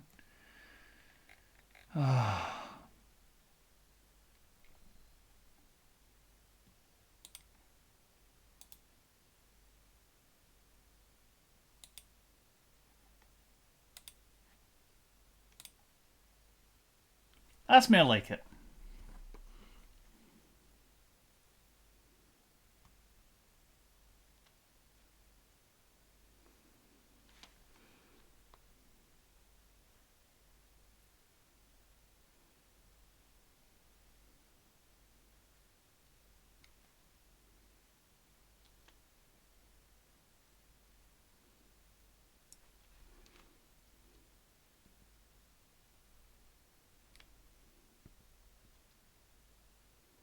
I'm having to be careful here not to nick the domes with a knife because obviously that's going to change. There was actually someone that intentionally... Nah, I really don't know. It maybe was just Tom Yum or something. That's why that came into my brain. I don't know, but it was definitely like a prawn thing. I wonder if that's just because tomato. Is that what it is? Because yummy tomatoes. Yummy. Tom Yum.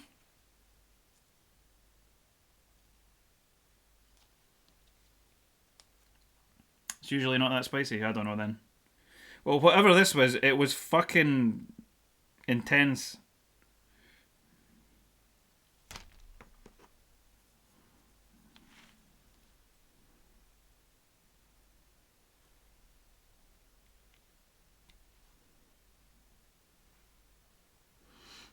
And you know, I mean, that's me saying that. Like, I don't state that lightly. Tangy. Yeah, I mean, it's that as well, but it's also really, really lethally hot. That particular one I'm talking about, I mean. No Thai chicken curry. But there's definitely a tang. I wonder if maybe this sauce is made out of prawns, but like it's used in chicken curry as well. But I mean, this thing was like prawn flavour, but like not. There was nothing to do with chicken. But maybe it is like a sauce made out of prawn powder, and then they use it in a chicken curry or something. I don't know. Right, I've got all the individual bits, but I'm going to the ones where the screw holes are. I'm going to trim. There might only be one, in fact. I think there is. Yep, it's this one.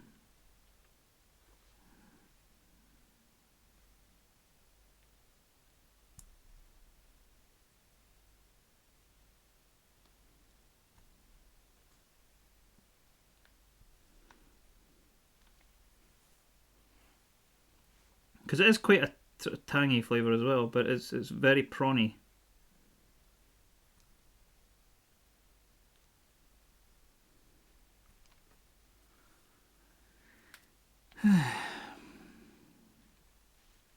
So it's totally worth all this time and effort and money and...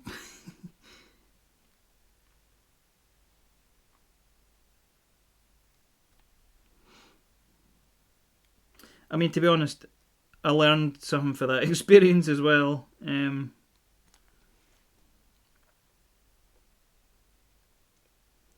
there's always risk involved with these things. They're expensive to source the parts.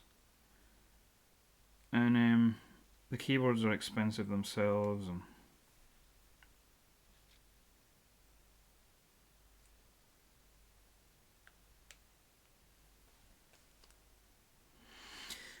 And that might be us. So that looks okay now. I think that's ready to go into another keyboard. A wee bit extra there. Tiny wee bit.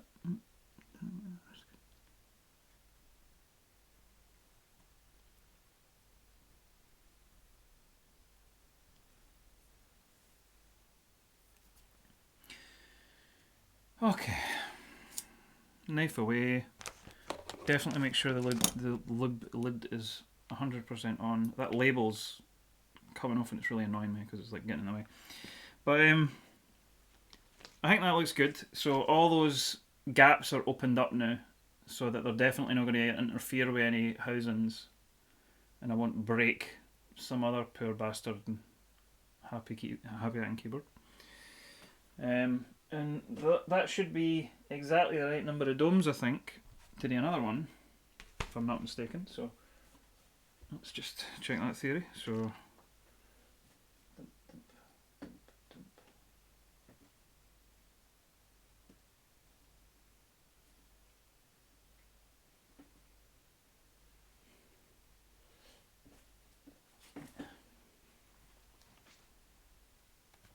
so you can see it a bit better. So main bank, and then we have delete. Shove it up a bit. So delete, return, right shift and function key. They're not exactly bang on place, but you get the idea. That's already got the left shift, so nothing else over this side. And then spacebar be down somewhere like there, roughly.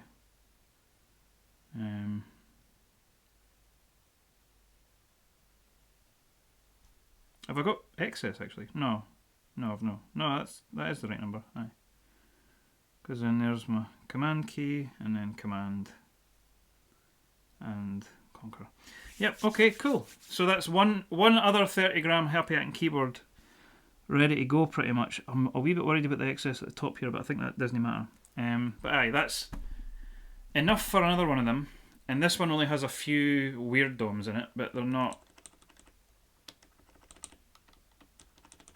They're in sort of relatively, what's the word? In conspicuous places.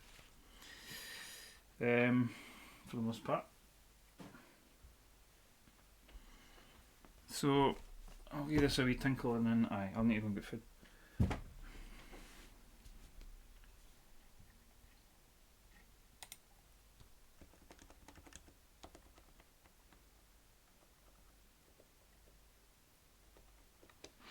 You know, the keycaps on this particular keyboard are really squint. Like they're noticeably wonky. It's kind of annoying. Quite a lot of them are quite bad. But, I mean, whatever. I can replace the keycaps anyway.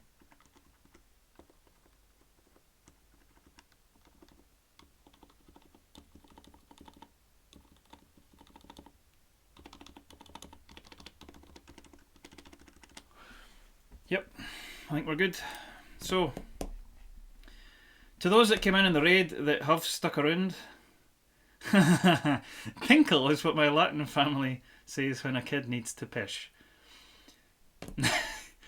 Aye, I mean that's, yep. That is a thing in the UK as well. I mean that isn't what I meant in this context, but oh, Limmy's on. Oh, Disastertron's on. Well, we've got to go over there then.